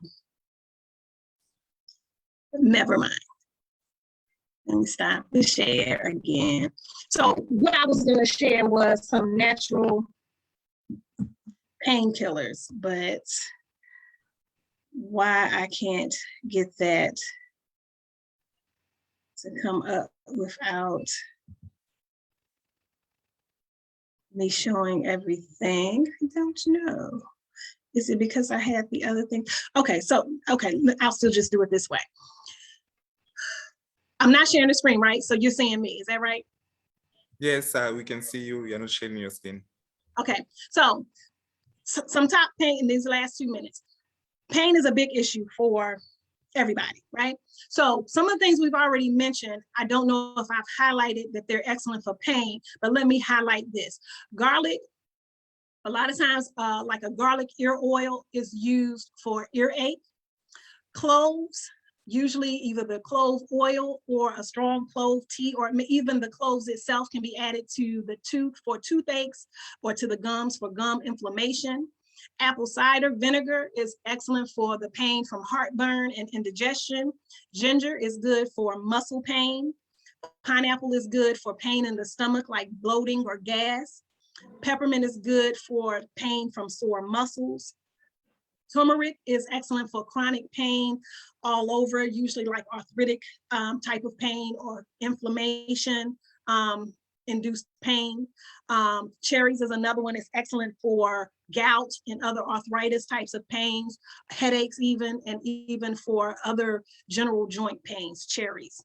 Water is a general injury relieving substance. We know that water kind of flushes and cleanses and purifies. So water is good for pain in general. Horseradish is excellent for sinus pain. And then blueberries is excellent for pain caused from bladder or urinary tract infections. So there's just a little chart that came from rawforbeauty.com that I was gonna show, but you know, me and my untechnical self was not able to do that. So, so that is our lecture for today. We talked about herbs, we talked about homeopathics, we talked about essential oils and superfoods, and lastly, the natural substances for painkillers. Again, email me if you would like the handout if you did not get it. But thank you for joining us. Next week, we'll talk about causes of stress and how to naturally relieve it. And as always, thanks for joining us, and I'll see you next week. I bid you good health and peace. Okay, thank you so much, Nana Akua, for a wonderful lecture. Hoping to see you next week to learn more on the healthcare. Thank you so much. Enjoy the rest of your weekend. You too. Okay, cheers. So next on today, we are going to have Professor Dr. Wright on today's lecture on Pan-Africanism. Yes, I'm here, and then you'll see me shortly. My camera, I'm adjusting it. Good afternoon, everyone, wherever you are. So this week, interesting week because you'll see me momentarily, like in less than a minute. Interesting week because one, you read the first chapter of our readings. But two, I saw I've been, just kind of not aggressively engaging in the conversation, but watching the conversation in the group. And there has been conversation. I saw someone posted an article that I also was interested in and had saw as well regarding the DRC. So we're going to talk about all of that, because also one of the things we want to do is be able to discern some things in real time, right? Not just the materials, but be able to discern in real time what is Pan-Africanist and what is not, and what serves our interests and what does not, because that in real time is what you all are doing in terms of the organization I Love Black People. That's your active work. So we're going to get a little bit into that as well this week, okay? You'll see me momentarily. I don't know what's happening to my camera right now, but you should see me in a second. That being said, I'm going to share our materials. For those of you who are watching from someplace other than the group, I'm going to share our materials, the readings as well, so that you can follow along. And this week, you really should have read the chapter on Booker T. Washington, Pan-Africanism and Pan-Africanists. And yes, it comes from the book Booker T. Washington in Africa, The Making of a Pan-Africanist. However, the reason for me choosing that chapter as opposed to the large body of text and materials on that topic is because I know for a fact that that particular text is going to recreate the context and recreate the circumstance with regard to the climate at the time when Pan-Africanism emerges in the world, which is very important. I think we discussed this last time, and I was discussing how, if we wanted to recreate this moment in time in history, all the things we would have to detail. I'm trying to get my writing together here. Okay. So I'm going to, well, one, let you see me, and then two, share the actual documents. Okay.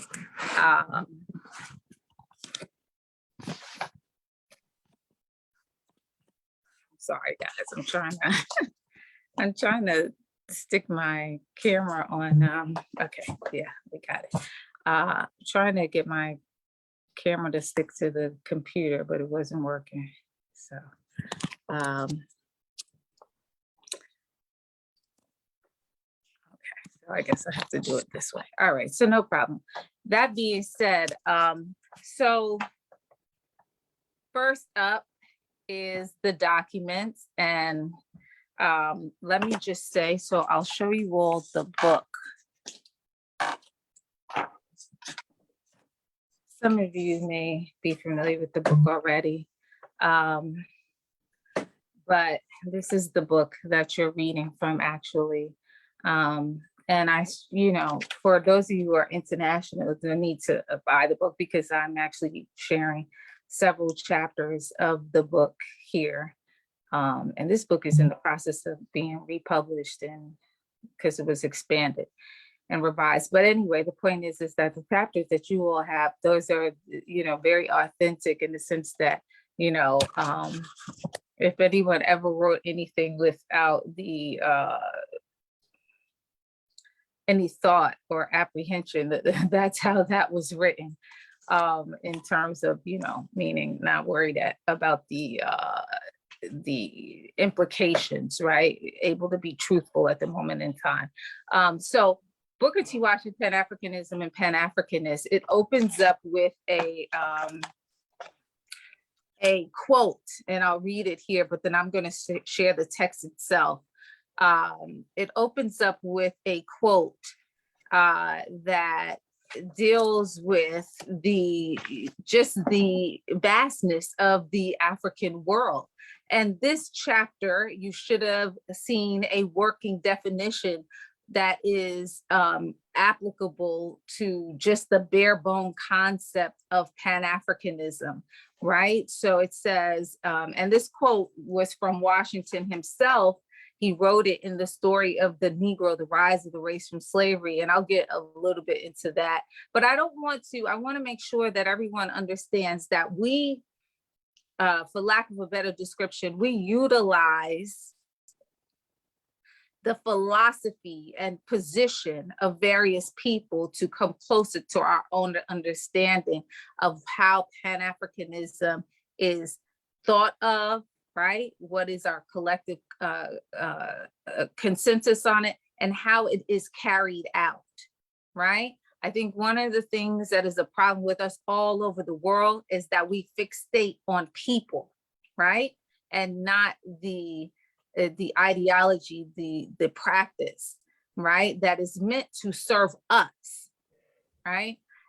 The people, as opposed to serving individuals. And we have to get away from that. So always look at, whether it's looking at the film with Spencer Wells, or reading this book, I'm going to share the document.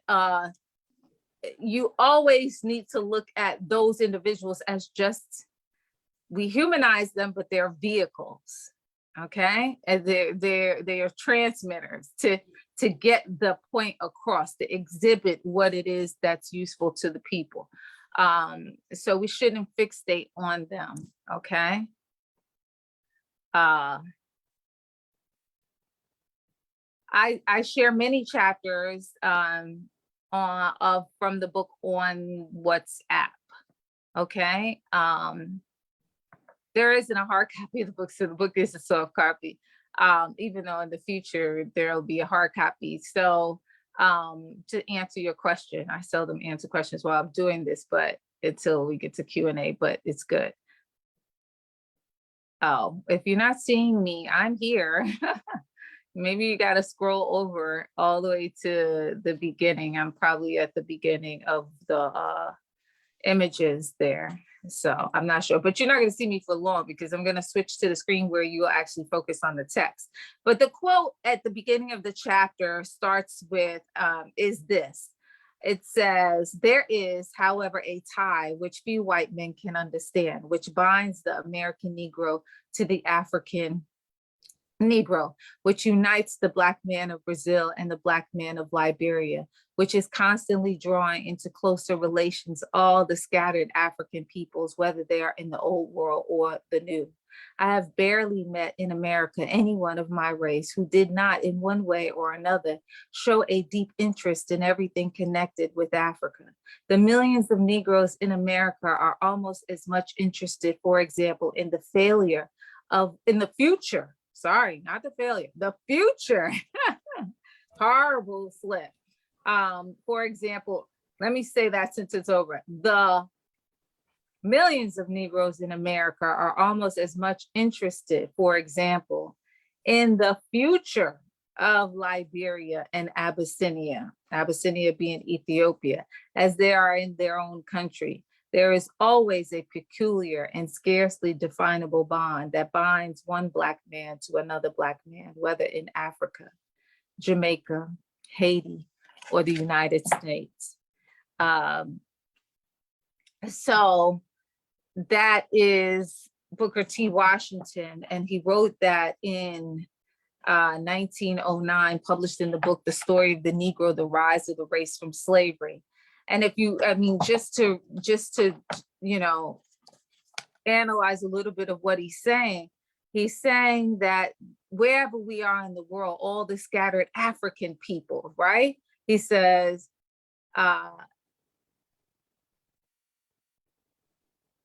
there is, however, a tie which few white men can understand, which binds the American Negro to the African Negro, which I wish you said the African in America, right? To the African on the continent, which unites the Black man of Brazil, or the African in Brazil. I wish you said like that.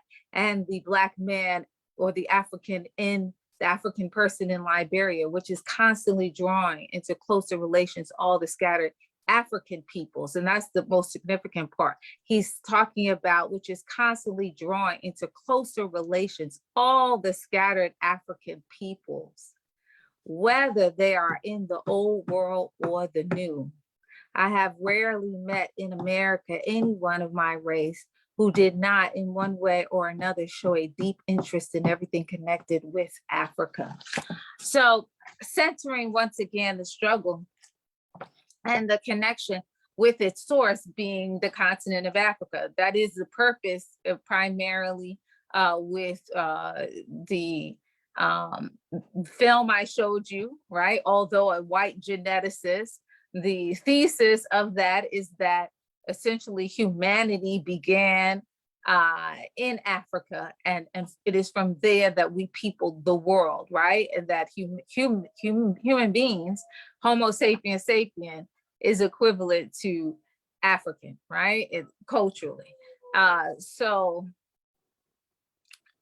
you know, it's another way of saying to be African means to be human, okay, without dispute on a scientific level. And what Washington is saying is that here we are, all the scattered African peoples of the world, who are in fact the human beings on this earth.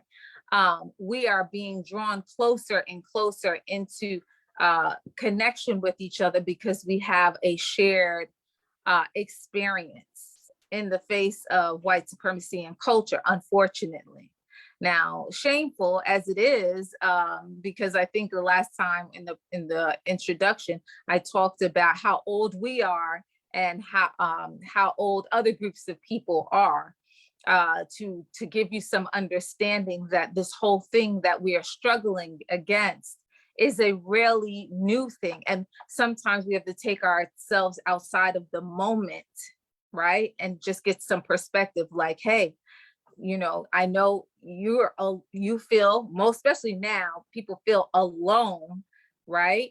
But you're not in this struggle alone. Your consciousness that you have is not new. And I'm not saying that in a negative way, I'm saying it in a good way. It is on a continuum, right? It is continuous.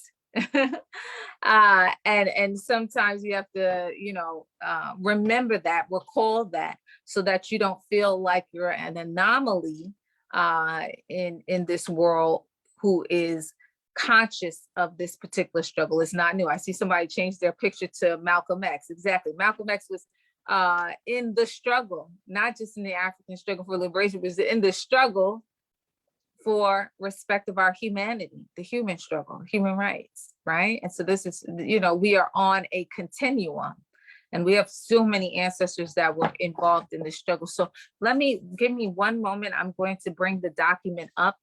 What I'm going to do is just hit on a couple of key points in the chapter, and then go on, touch on the conclusions and the individuals that are presented there. This chapter, and I'm going to just organically follow this chapter as it is, as opposed to waiting to get to Du Bois and Marcus Garvey later on in the course, because we move so fast here in the 4 weeks that we're together.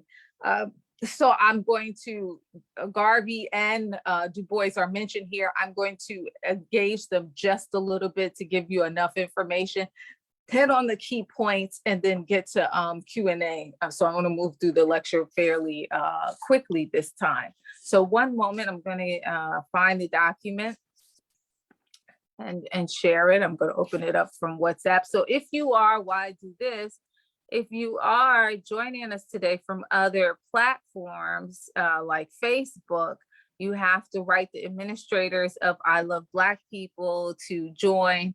The way to see all of the documents and more is to actually join I Love Black People and go through this ideological training course where we address issues like this, and the documents are shared for free. Okay, so this is the chapter we are covering, Booker T. Washington, Pan-Africanism and Pan-Africanist. Do I have permission to share my screen, moderator? Yes, Dr. Tarim, you can share your screen. Okay, perfect. Thank you very much. Okay, so here it is. Everybody can see that? Yes, you can see it. Okay, And you can wonderful. also hear you. Say it again. And I said we can also hear you. Okay, wonderful. Okay, so this is the chapter that you were required to read this week, and it is from the book Booker T. Washington, Africa to Make an Pan-Africanist. That being said, the point of the chapter is to revisit this moment in time where Pan-Africanism emerges. So this was the quote that I just read that opens up the chapter.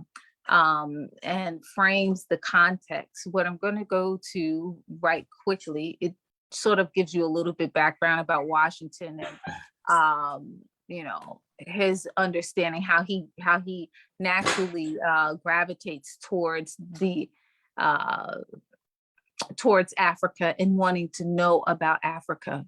So, but what we're going to focus on at the moment is this moment in time approaching 1900 exactly, starting in 1897 when someone named Henry Sylvester Williams writes Booker T. Washington, and he writes him on behalf of the African Association, which is an organization that comes out of Trinidad, African people in Trinidad, and is based in London at the time. And he writes Booker T. Washington to inform him that they are in the process of organizing something called the First Pan-African Conference. Okay, the first of its kind. Never before that do we know the word Pan-Africanism to even be used in the world. So the coining of the phrase emerges with the African Association. And in this moment, 1897, where Henry Sylvester Williams contacts Washington and says, will you help us and promote this conference? Okay.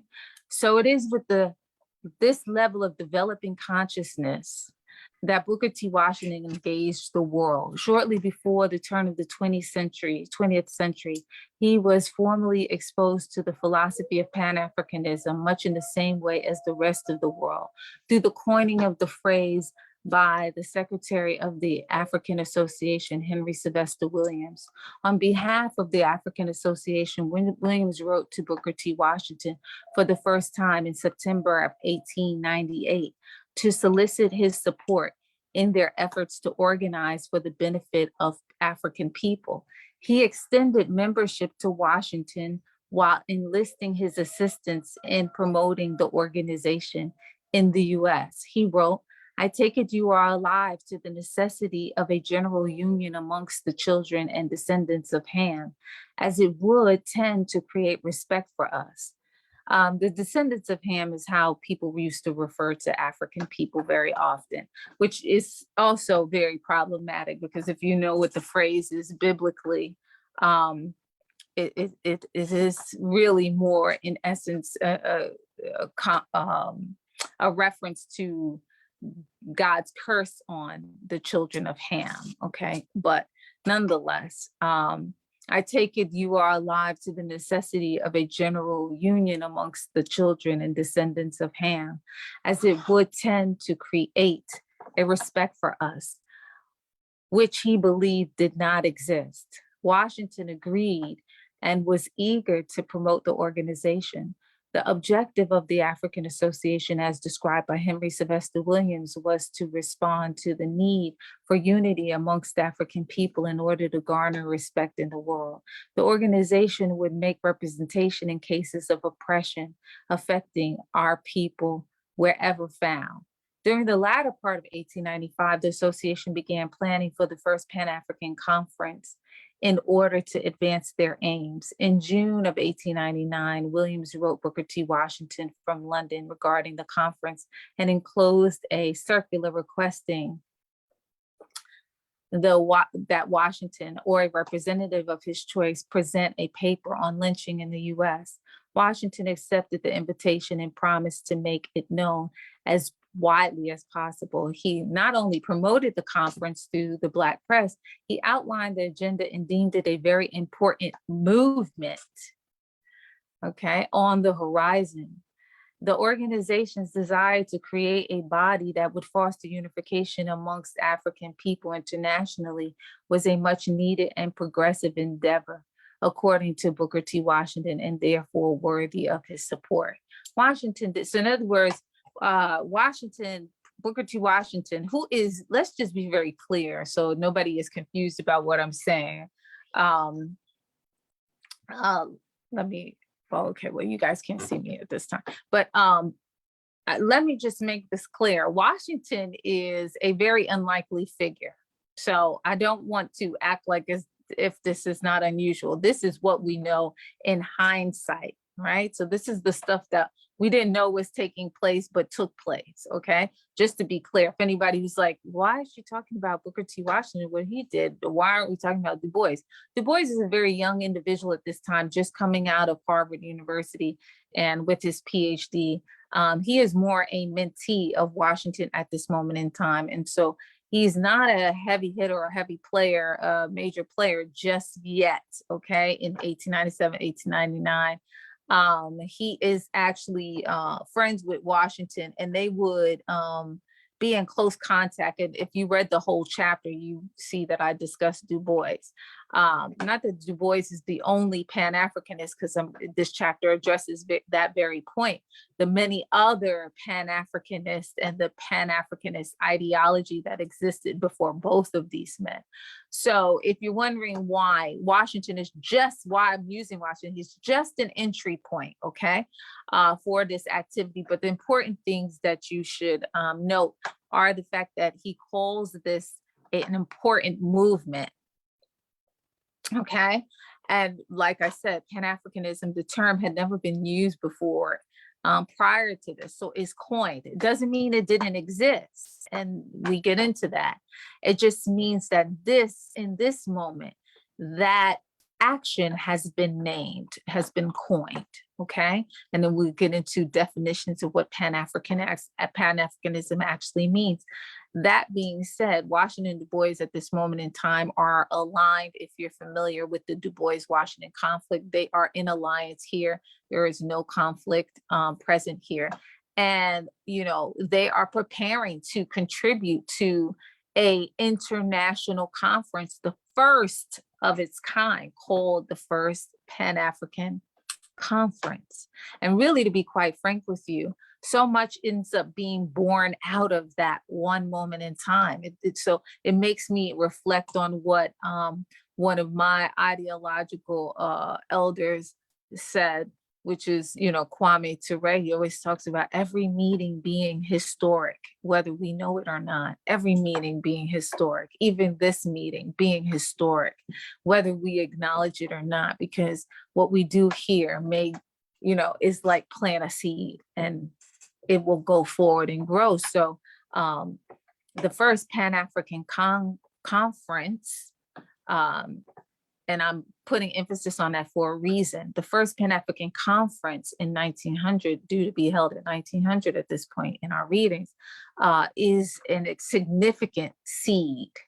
It's a significant seeding of a concept, of an ideology that, you know, listen, 121 years later, we know for sure that we are talking about it right now and still struggling to put it in practice, right? Because the promise of Pan-Africanism is the insulation and protection that comes along with it. So Washington did not hesitate to promote the conference. Before leaving London, he quickly wrote and mailed several letters to the editor of Black newspapers in the US. One of the letters he sent in July 1899 was addressed to the editor of the Indianapolis Freeman. Washington's objective was to promote the first Pan-African Conference to the masses of African people in America. In his letter to the editor, he wrote the British government's plans to hold an international event where representatives from various countries would gather in London. He explained how the first Pan-African Conference could benefit from the assembling of African people already taking place in England. It should be in England. The connection, well, I'm going to skip that. Well, my point though of reading this, so they're going to benefit from this historic conference, right? And they are organizing, and at the conference there will be many people who would be there. However, it's very interesting because Du Bois would be the youngest notable people. And he, by 1919, when the Pan-African Congresses are initiated by him and others, he is the only one living who was in attendance at the first Pan-African Conference. Okay, so let me say another way. When the Pan-African Conference takes place in 1900, Du Bois would be one of the youngest people there, notably so. 19 years after that conference, he would initiate something called the Pan-African Congresses, okay? And any student of Pan-Africanism should know this. He would initiate the Pan-African Congresses, which is very significant. He would not only be the initiator of the Congresses, which are continuous conferences, but he would be the only one living who attended that 1900 conference, the first of its kind, called the Pan-African Conference, okay? So very important because, like I said, it was a seeding of a concept and an ideology that would move forward. And really, in many ways, certain people would embody it in order to pass it on, right? So prior to the first Pan-African Conference, 19th and early 20th century Pan-Africanism in the US was espoused and practiced by individuals like Bishop Henry McNeil Turner, Martin Delaney, Edward Blyden, Henry Highland Garnett, and Alexander Crummell. But as early as 1829, David Walker's appeal reflected on the history of African civilizations and made a connection between those in Africa and Africans scattered abroad. His appeal not only aimed to challenge the institution of slavery, but to educate the masses on African history and culture. Pan-Africanness amongst the African population in the Caribbean included the initiator of the first Pan-African Conference, Henry Sylvester Williams of Trinidad, Marcus Garvey, Garvey's mentor, J. Robert Love, and Dr. J. Albert Thorne from Barbados. But decades prior to their emergence, the Haitian Revolution occurred and bolstered Pan-African consciousness in the diaspora as well. Haiti would produce Benito Sylvain and Antonio Furman, both whom met Booker T. Washington in 1897 and attended the first Pan-African Conference in 1900. Out of Haiti came a wing of Pan-Africanists who created literary discourse on diasporic philosophies on Africa. The African population in Haiti produced Jean Prince Mars and Louis Joseph, who repeatedly explained that Haiti was the embodiment of the irresistible force of a united Africa.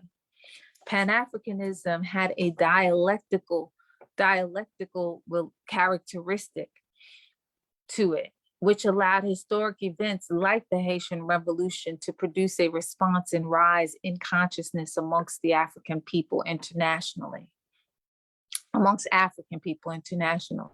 Similarly, in 1896, Ethiopian victory over Italian imperialist forces in the Battle of Ottawa also bolstered the connection between diasporic Africans and those on the continent. The social climate and consciousness of the African diaspora in which Western Hemisphere and of the African diaspora in the Western Hemisphere and throughout the world produced two of the most prolific Pan-Africanists, W.E.B. Du Bois and Marcus Garvey. Each of these men had important relationships and exchanges with Booker T. Washington. Marcus Garvey's relationship with Washington would open the door, both literally and figuratively, to the first mass organization of the African world through the Universal Negro Improvement Association. However, Washington's relationship with Du Bois would be inconsequential to the progress of Pan-Africanism. The relationship between Washington, the apparent accommodationist, and Du Bois, the Pan-Africanist scholar activist, has shaped African American social and political history in the US for at least a century. Booker T. Washington and Du Bois and Marcus Garvey would all function differently as Pan-Africanists. The methods they employed varied, but like previous Pan-Africanists, they all had one singular objective beyond unity, which was to advance the plight of African people in the face of oppression. So I'll leave it there. The point of that particular portion is to, yes, give you this roll call of ancestors who were in this tradition, studying and struggling to put this ideology into practice, right? Before it was even named, this phenomena of us unifying for the purpose of insulating ourselves and protecting ourselves from racism and white supremacy as it spans the world. That is the point. And so many people were proponents of this prior to the Du Bois, prior to the first Pan-African Conference. And these are some of them, right? Bishop Henry McNeil Turner, Martin Delaney, Edward Blyden, and Henry Highland Garnett, just to name a few in the United States. But then in the Caribbean, Henry Sylvester Williams, who initiates the conference, J. Robert Love, Dr. Albert Thorne, the contributors to the Haitian Revolution in and of itself, but Benito Sylvain, Antonio Furman, on and on and on, Jean Prince Mars, Louise Joseph, and others, okay? The whole concept and the point of mentioning them is one, because we know the importance of invoking, but two, because we know the importance of invoking, but two, so we understand how they laid down the foundation. And I'm going to share again. So yeah, keep me with permission to do that, because I'm going to share in another second. The importance of that roll call is simply to highlight the fact that we are on a continuum.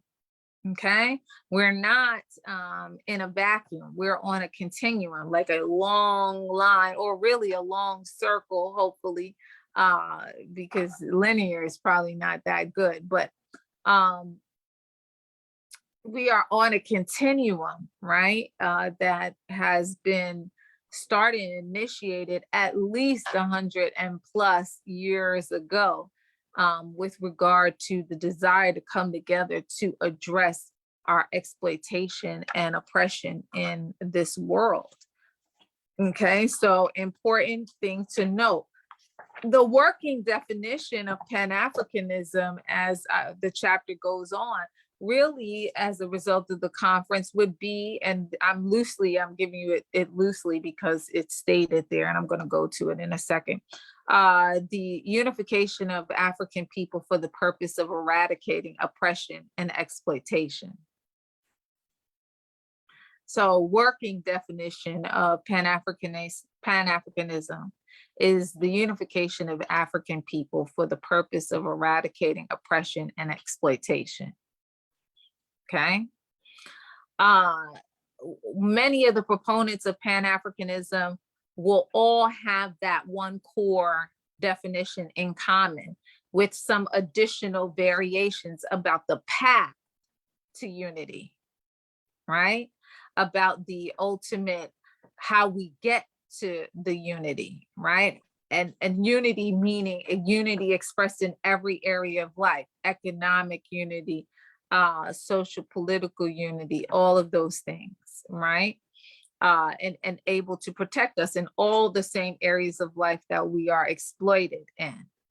So when you read later in the chapter, as I talk about Du Bois, as I talk about Marcus Garvey, one of the things, and then I would project into the future and even address Nkrumah, Osagyefo Kwame Nkrumah, in terms of the fact that even with his definition of Pan-Africanism, which may appeal to some and not to others, because it's the unification of African people under scientific socialism, but it does not eliminate the bare bones core of that, the unification of African people for the purpose of eradicating oppression and exploitation. He just is asserting that scientific socialism is the path to it.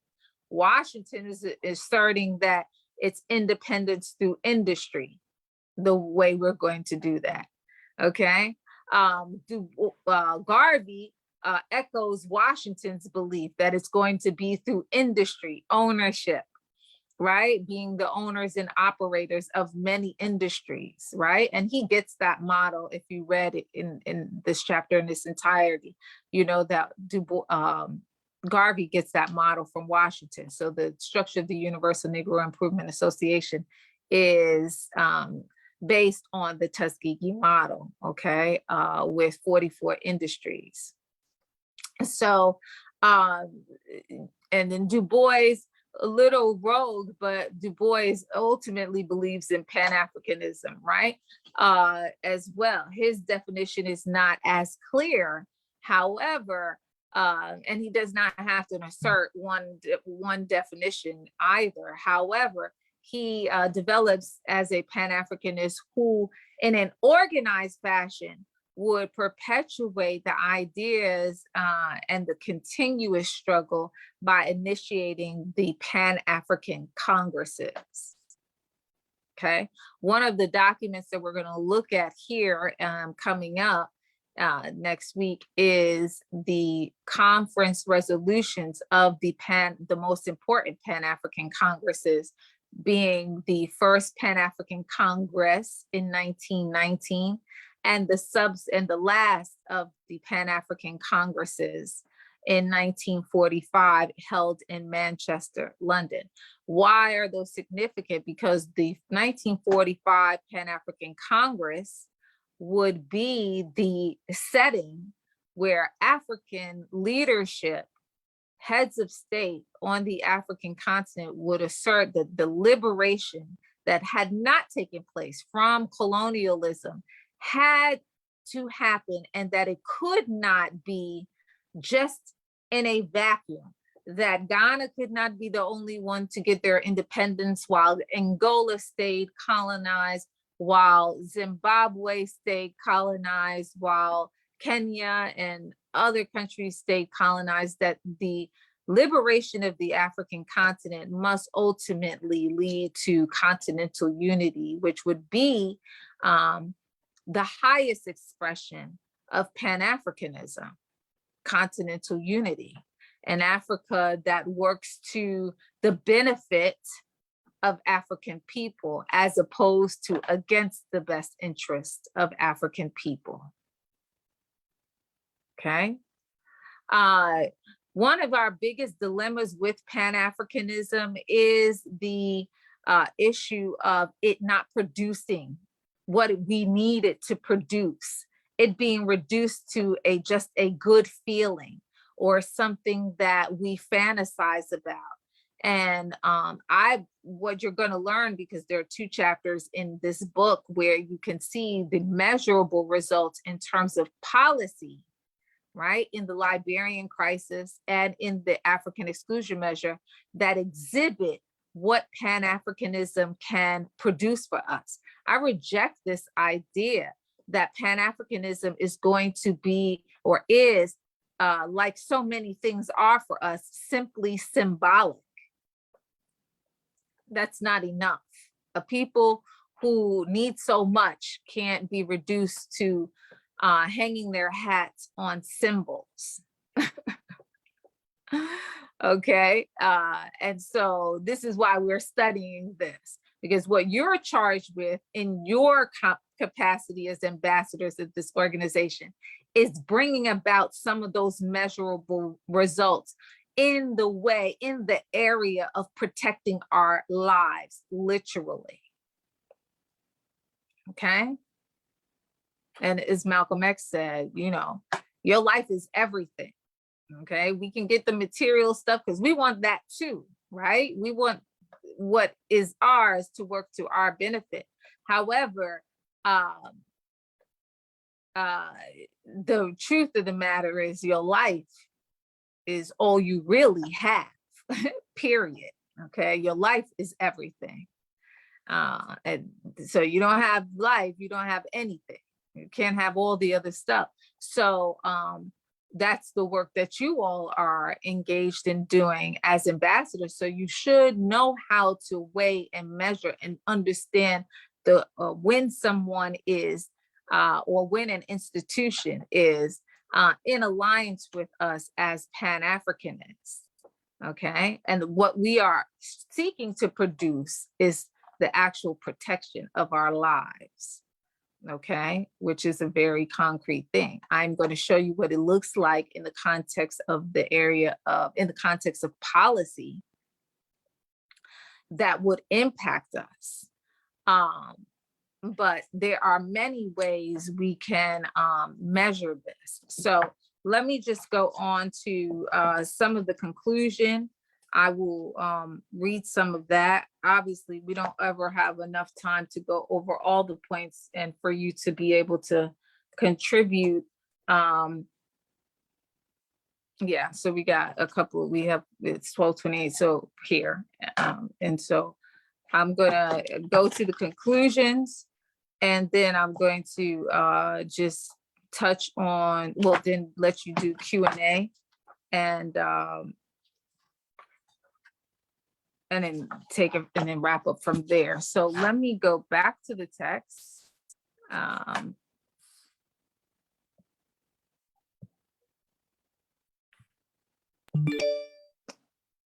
Okay, so do you see my screen, everyone? Yes, we can see your screen. Okay, wonderful. So we're going to go down here to the conclusion, and I'll just kind of like go through that, give a brief analysis. I don't like to read to people, however, bear with me just so that we hit on some of the major points. So Booker T. Washington, Pan-Africanism and Pan-Africanists established the origin of Washington's Pan-Africanist philosophy, which was rooted in connection with the culture that produced his mother and who in his eyes represented the best of African people. It also established Washington's role in the early history of Pan-Africanism and his relationship with two important Pan-Africanists of his time. A literal definition of Washington's Pan-Africanist philosophy would be unification of African people for the express purpose of eliminating oppression and promoting independence through industry, which would lead to liberation, both economic and otherwise, right? So there you get right there, Washington's, in an actionable way, the definition of Pan-Africanism, right? A literal definition of Washington's Pan-Africanist philosophy would be the unification of African people for the express purpose of eliminating oppression and promoting independence through industry, which would lead to liberation, both economic and otherwise. Washington's expression of Pan-Africanism was primarily concerned with action and practice rather than theory, rhetoric, and inspiration. Important point, because this is the great criticism about Pan-Africanism, as I just addressed. Pan-Africanism is often criticized because people don't know the history, right? And don't know the historical actions taken as a result of Pan-Africanism or in light of Pan-Africanism. So very often it is criticized and critiqued as having not produced anything for African people. And usually that's out of great ignorance, because sometimes the very people making that critique don't know that they are literally the beneficiaries of some great action propelled by Pan-Africanism. And I'll get into that as we go on, and you'll see the evidentiary chapters that are related to this book on Liberia and the African exclusion measure, where policy impacting African people was directly initiated, okay, and carried out, which really impacted the movement and continuous independence of African people in the world. So most of the time that's said out of ignorance. That being said, this is Washington's version. And yes, it's good to have a bare bones version of Pan-Africanism, so you know unequivocally what we come together to do. There should be no confusion, and we should not be confused as to whether or not this is the first time we are doing it. You should be emboldened by the fact that you are coming in the tradition, right? That you are coming in the tradition of Pan-Africanism, and that you are in fact on a continuum. Because the struggle that we're involved in is not momentary. It is continuous, right?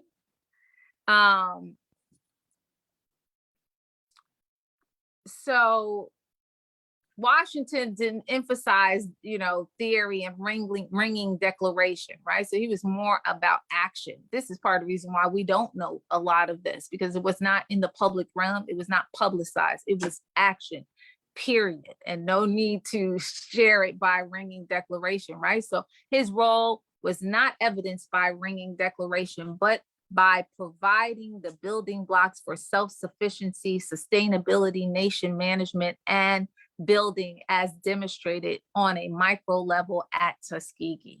Washington's role in early Pan-Africanism has been buried in history and for the most part played out in the shadows of his life.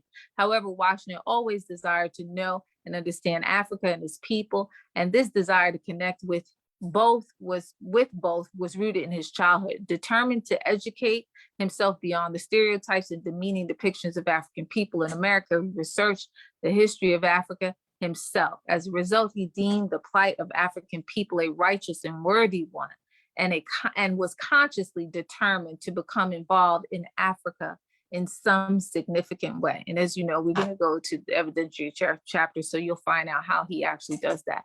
Washington rarely engaged the emerging Pan-African world, and through his relationship and correspondence with Henry Sylvester Williams, we see he is one of the first to publicly declare Pan-Africanism a movement, right? So Washington is one of those people who, in the Black press, which he had significant control of at the time, to declare that Pan-Africanism is a movement, not just a one-time conference thing, but that this thing called Pan-Africanism is going to live in the people. It's going to be continuous. It's going to be a movement and a force in the world.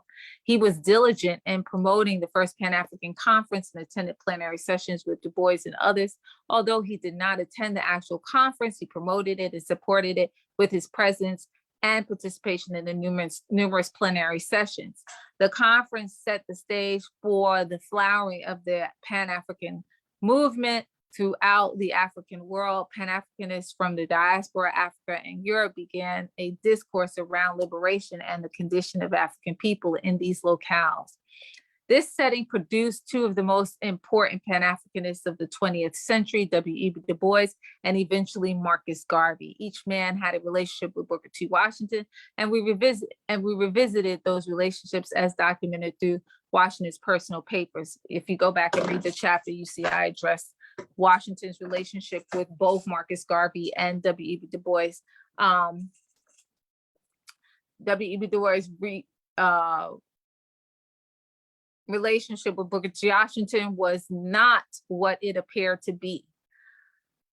In other words, the conflict that is so popular here in the West is not exactly true. And if you read this chapter, then you know I give you some very specific details about the goings on in their relationship that would debunk that. Washington's personal papers revealed that each man had a legitimate issue with the other, but the public discourse around their programmatic differences was not the real conflict. However, the public debate and discourse between the two men impacted social and political and intellectual, the social, political, and intellectual landscape in America for decades to come. Du Bois and Washington each had their own distinct impact on the African world that had very little to do with the other. And yes, we can do that. We can all make our contributions in the areas that we are in, and it be a non-issue. We can do that. We cannot be in conflict. We can actually not be in conflict about the contributions that African people are making. Because let me just say this. We are dealing with such a multi-dimensional problem, right? White supremacy and culture and oppression and hegemony does not just impact us in one area of life. It attacks us in every area of life, and it permeates every area of our life. Why would we ever think that the work we have to do is just in one area of life? I mean, listen, let me speak on behalf of myself. If I only experience white supremacy and racism in one area of my life, it would be a non-issue because I would have it beat. I would figure something out quick and that would be an end of it. The fact that with or without your knowledge and understanding of it, it permeates every aspect of your life, whether you know it or not. Okay?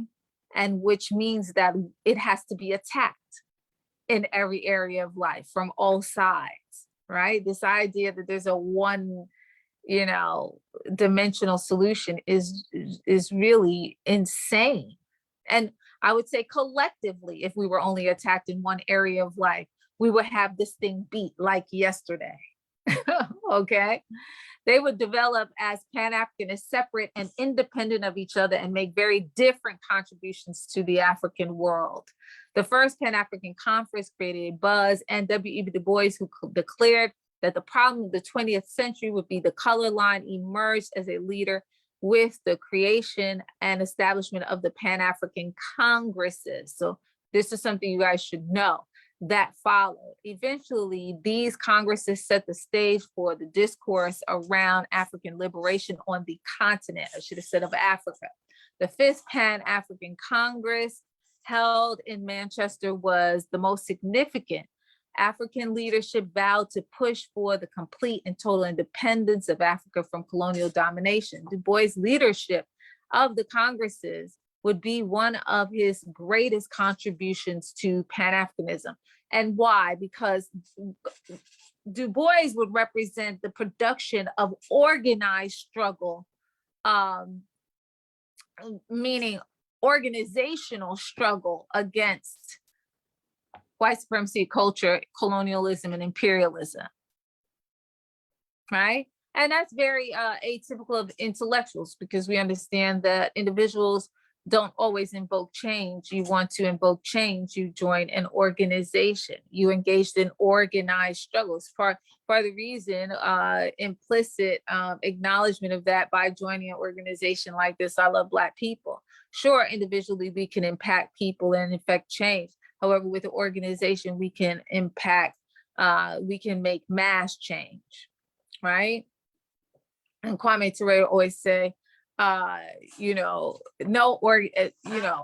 a bad organization is better than no organization, because once you engage the group and you engage in the ideological, motivations of the group, when you move in unison, people unified moving in together on a certain issue has more impact, right? Now, I don't exactly agree with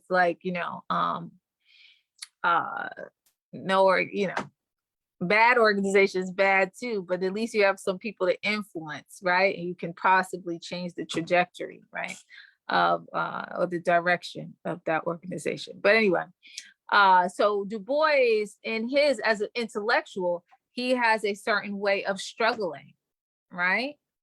He is one of those people who is the progenitors of direct protest, right? Organized mass protest, organized struggle by the collective, by organization. So you see him over his life produce various organizations, starting at the Niagara Movement, then onto the NAACP, on and on and on. And so that his major contribution is that he would be the person, one of the progenitors of initiating the Pan-African Congresses, which would ultimately turn into the think tank that would produce a space for continental African leadership to take on and troubleshoot around this issue of continental liberation and ultimately continental unity, which we are still engaging, right? So out of those Congresses, you have the formation of the OAU, and then eventually the OAU ends up being the African Union. And this is why we should have very serious conversations about what the African Union is doing or not doing with regard to the early vision and mission of the OAU, the Organization of African Unity, right? Initiated by people like Nkrumah. So you see how those organization bodies are, in essence, seeds, right? The seeds that continuously produce things that are in the interest of African people, Black people. So let me just briefly give my position on African Black.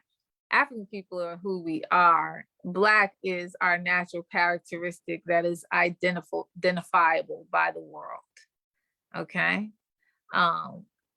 So just for those of you saying, like, why should I say African Black?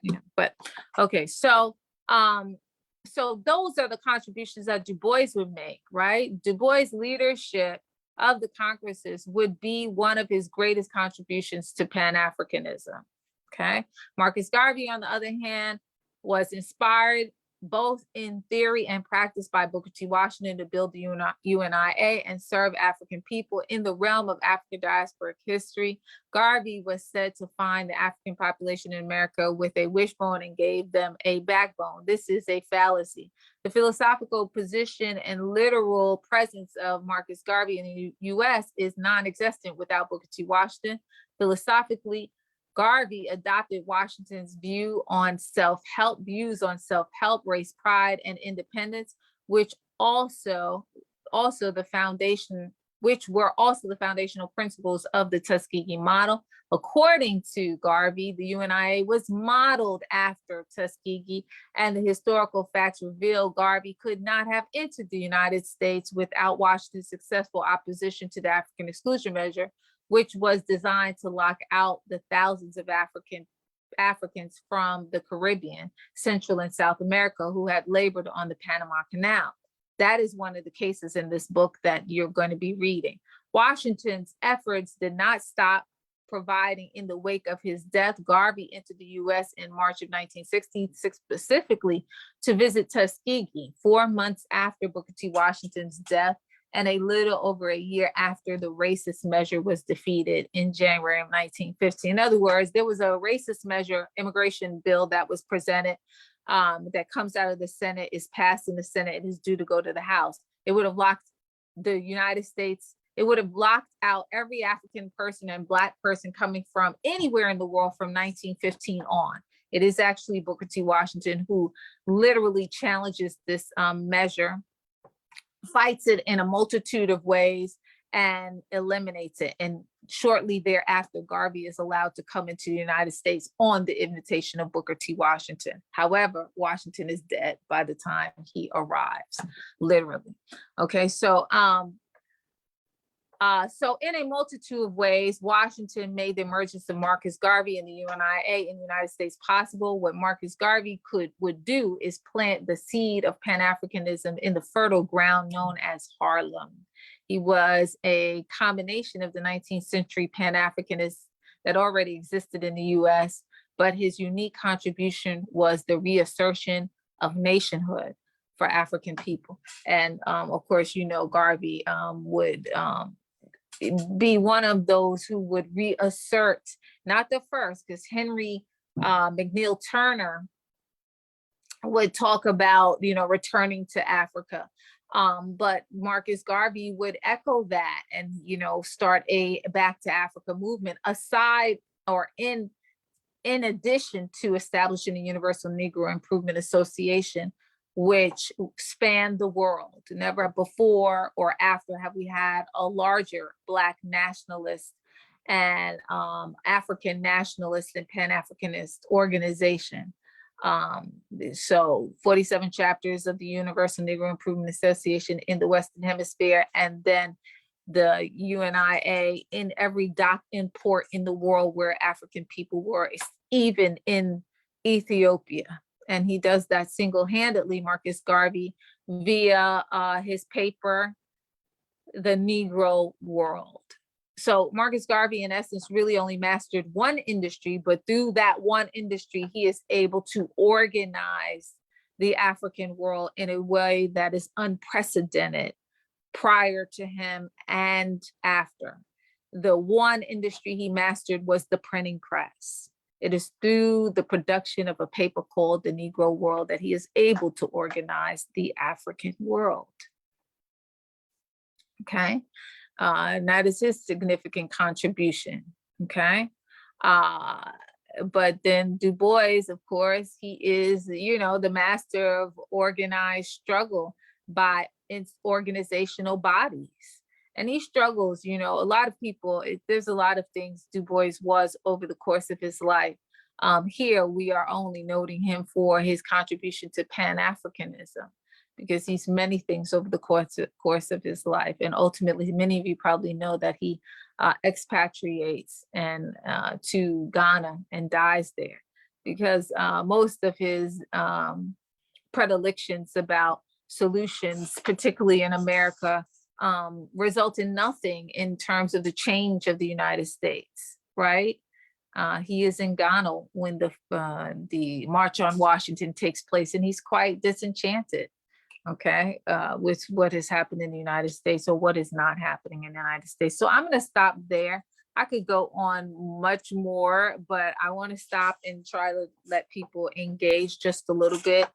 So you got a bare bones working definition of Pan-Africanism. You got some context for the history, because one of the things that is problematic about us is that, we know not from which we came or whose shoulders we stand on. And it makes us weak, makes us weak. We say all kinds of crazy things. When you walk into wherever you walk into to qualify establishment, institution, and or small business, know that you are not the first. The way we are expressing this, the way we're expressing it is new and specific to the time, but what you are doing and the reason and the impetus that you are doing it for is not new. You understand? You are in a 100+ year journey that you are continuing. So okay. So I'll leave it right there. Hopefully you got at least to understand the working definition, the history that you are involved in, right? The historical tradition that you are involved in. And you got some specifics in terms of some of the most notable Pan-Africanist of the time. And I think it skipped, I don't know why, you have to go back and read it, but I think I skipped over that little Pan-Africanist little point there that's in the conclusion that I wanted to, which mentions Du Bois. I mean, not mentions Du Bois, which mentions Nkrumah. Because like I said, over time, there will be various expressions of Pan-Africanism with one central core belief, which is that, Pan-Africanism is our armor, right? It is unity is an armor, right? And hopefully it can cover us in every area of life. So I'll leave it there. We Ethiopians are sense more about Pan-Africanism to lead and have in connection with all African people.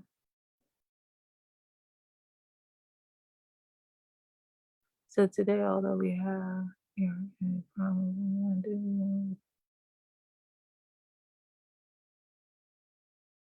great. So you're telling me there's Pan-African consciousness in Ethiopia. I think that's excellent. I think that's notable. It wasn't the Million Man March that Du Bois didn't like. It was the March on Washington. The Million Man March wouldn't take place until 1995. Both Du Bois and MLK were gone. Du Bois died the same year as the March on Washington in 1963. Well, Du Bois leaves the United States a little disgruntled, and I don't want to even use the word disgruntled, but probably clear for the first time, because I personally think, it's my personal opinion, that Du Bois, for a great deal of his life, is struggling with his early reality, being around so many non-African people, and which is why he talks about double consciousness, being in their world but being the other, and all of this kind of stuff. Some of us actually are in a black world. Do you get what I'm saying? And so Du Bois is someone who is raised around predominantly white, and then, because he is not white, is sent to Fisk because he is orphaned by the 8th grade. His mother dies when he's about 12, and his father leaves them early in his life, 2 or 3 years old. So he is really like a charge to the community, and they sent him to Fisk. I had to correct one of our great scholars to say, no, he didn't choose Fisk per se. Had he been a white boy who had no parents in that community, he would have normally and naturally been absorbed into Harvard, because that's the community he's from. But he was not. And if they were going to pay for his education, they're going to send him to what they consider the best Negro school, which was just be very clear, there's a whole conversation I can have on HBCUs, historically Black colleges and university. Fisk is not a Tuskegee, meaning created by the people for the people, created by African people for African people. Fisk is a school created by white people for Black people. And into the 20th century, well into the 20th century, they had white administrators, okay? Up, you know, I would even think close to the civil rights movement, they have white administrators who are able to act aggressively racist towards their Black students and student population. So it's not a school created by us. That's a whole nother conversation about historically Black colleges and institutions. There are a number that are created by white individuals, so-called philanthropists for Black people. And then there's those schools that are created by African people, for African people. I come from one of those, okay? So, called Tuskegee. So Du Bois goes to, you know, the school they sent him to, and then he goes to Harvard. But my point is that he's struggling with this. He has some level of identity crisis throughout his life, right? Black elite, I mean, you know, and then you can question the elitism and the bourgeoisie identity, because in dollars and cents, he was never really quite elite, but he is educationally elite, right? He's never really that, right? He's never really economically elite, because that's not, you know, they never paid like that, never paid him like that. So that's just, when you start to weigh and measure things like that, that's really about the person's mind state.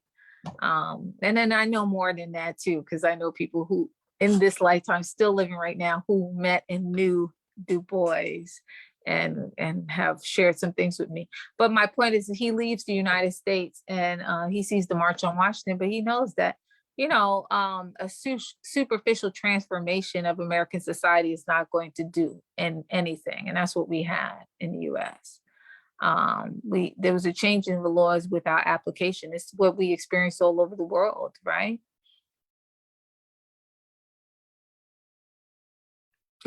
Europeans of J Temple, okay.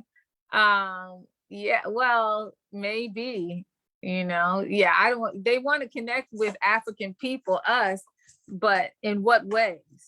Connect violently, you know? Yeah, they know who we are though.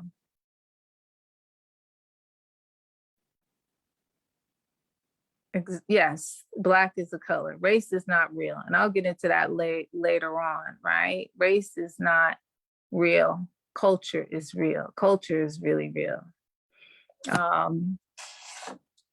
Yes, exactly. Victoria, white supremacy refines itself. Exactly. It remixes itself all the time. And the remix of white supremacy and culture gets us really confused out here in the diaspora all the time, right? But yes, it remixes itself, it morphs itself. And so very often, you know, what on the continent is called neocolonialism. And we have neocolonialism out here in the diaspora too, where we get a Black face and a white agenda, right? All the time. We constantly go through that, right? But this is why, if you look at the syllabus and the learning outcomes of this ideological development course, we're focused on results aspects. So every lecture you'll see that I'm going to bring it to the bottom line. Like, what do we get out of this? What did this produce for us as African people? And it doesn't matter when we get into weighing and measuring things, fluffy feelings like liking people and how they look and all of that kind of stuff and organizational affiliations mean nothing when you're talking about weighing and measuring things for African people, for Black people. Okay, we want, you know, give us something we can feel, something that's real. You know, that's really the deal. We have a lot of confusion around who serves us and who doesn't. Yeah, sure. I mean, Europeans born in Africa are referring to themselves as the Africans so that they can give themselves some level of rights to the African continent, right? And we out here, we're crazy. We're trying to move away from Africa. Meanwhile, everybody in the world is trying to stake their claim. The Chinese have deep racist ideology present in their culture, serious anti-African sentiment exhibited by Asians, particularly Chinese. However, you can go anywhere in Africa now and find a Chinese population. Back in 2005, as early as 2005, 2006, I know for a fact that there are Chinese restaurants where the cooks and the people are Chinese on the African continent, right? Living there, scouting property, even back then. People are just getting hip to it now, in the last 15 years or so, but it's been going on for a long time. They are connecting themselves to the African continent because they understand that to survive, to go beyond this moment in time, they're going to have to because of the resources, right? Listen, I think I might have said it in my first lecture, youngest population on earth, majority 30 or under, that 1.4 to 6 billion people on the African continent. A bulk of the world's resources on the equator becomes concentrated in the Congo and the 9 surrounding countries on the African continent. Fastest growing entrepreneurship, meaning the ability to produce intellectual property. Africa is the future. Whoever doesn't connect themselves to Africa is going to die tomorrow. Most certainly. You will not have a ticket into the future. That's just a fact. So, yes, of course the Chinese are there, even with their own anti-African sentiments.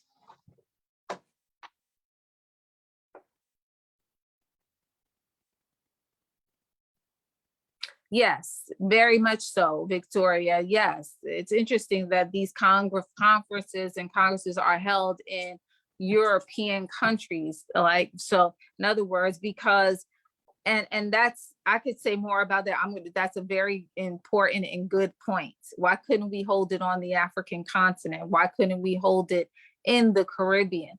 What's happening is that those people moving around the world, or the ability to move around the world, are in those colonial spaces, unfortunately. Very good point. I always wonder about the same thing, how problematic that is. Okay.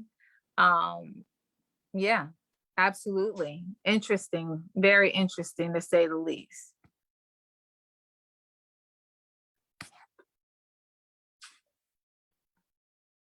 Yeah, you like the word continuum, and yes, that's right. We are on a continuum.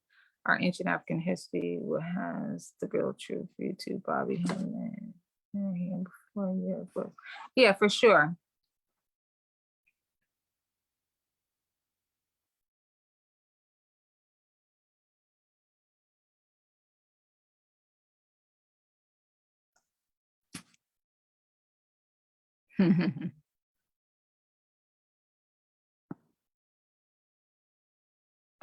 Yeah, I love the word continuum too, right? Because we are on it and we are in the tradition.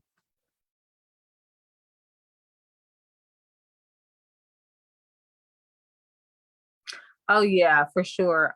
Sister Denise, how you doing? Denise Shabazz Muhammad, how are you? Yes, they are. They're doing a lot of things that are harmful to yeah, they're doing a lot of things to run us out of classroom. And that's also what that whole conversation about, critical race theory is all about. All of a sudden, like, critical race theory is so old on top of that,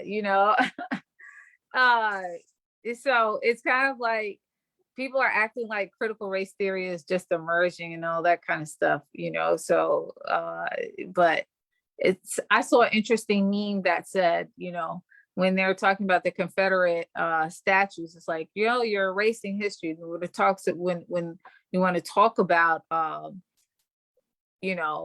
of those things concerning how that came about, and it's like, no, we don't want to talk about that history. So part of talking about their history is talking about the history of racism. And yeah, part of the reason why African people who are educators are being ran out of the classroom, those of us who have integrity anyway, and teach the truth, are because, they don't want the truth to be taught, right? Their racist legacy. I saw another meme that was interesting. It said, those people who spat on the young lady, I forget her name now, Ruby Bridges, you know, those people who spat on Ruby Bridges when she was trying to go to school don't want their grandchildren to know that they spat on her when she was trying to go to school, right? So it's kind of like, you know, the great contradictions. Thank you, Solomon.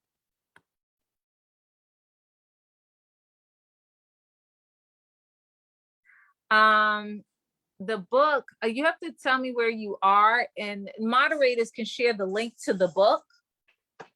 Can the moderator share the link to the Booker T. Washington in Africa book? Even though I share some significant chapters of the book here, so you don't necessarily have to buy it. You know, you'll get a lot of it. I think I share about 3 or 4 chapters in this class. But you can buy it. It's going to come out again. Actually, it's being republished. So, but you still can buy it. They'll share the website link in the chat or in the WhatsApp group, or I'll share it later on if they don't share it. Drop the number and add it to consent. Right. Okay. Okay. So I guess I'm going to wrap it up now. And I hope I saw most of your questions and comments and responded to them. Thank you all as usual. Okay, thank you so much, Dr. Wright, for a wonderful lecture. Thank you. Enjoy the rest of your weekend. Thank you so much, everyone who have joined us to the end. I am because we are. Okay. I'm Thank because you. we are. Thank Stay you. safe. Goodbye. All right. Bye.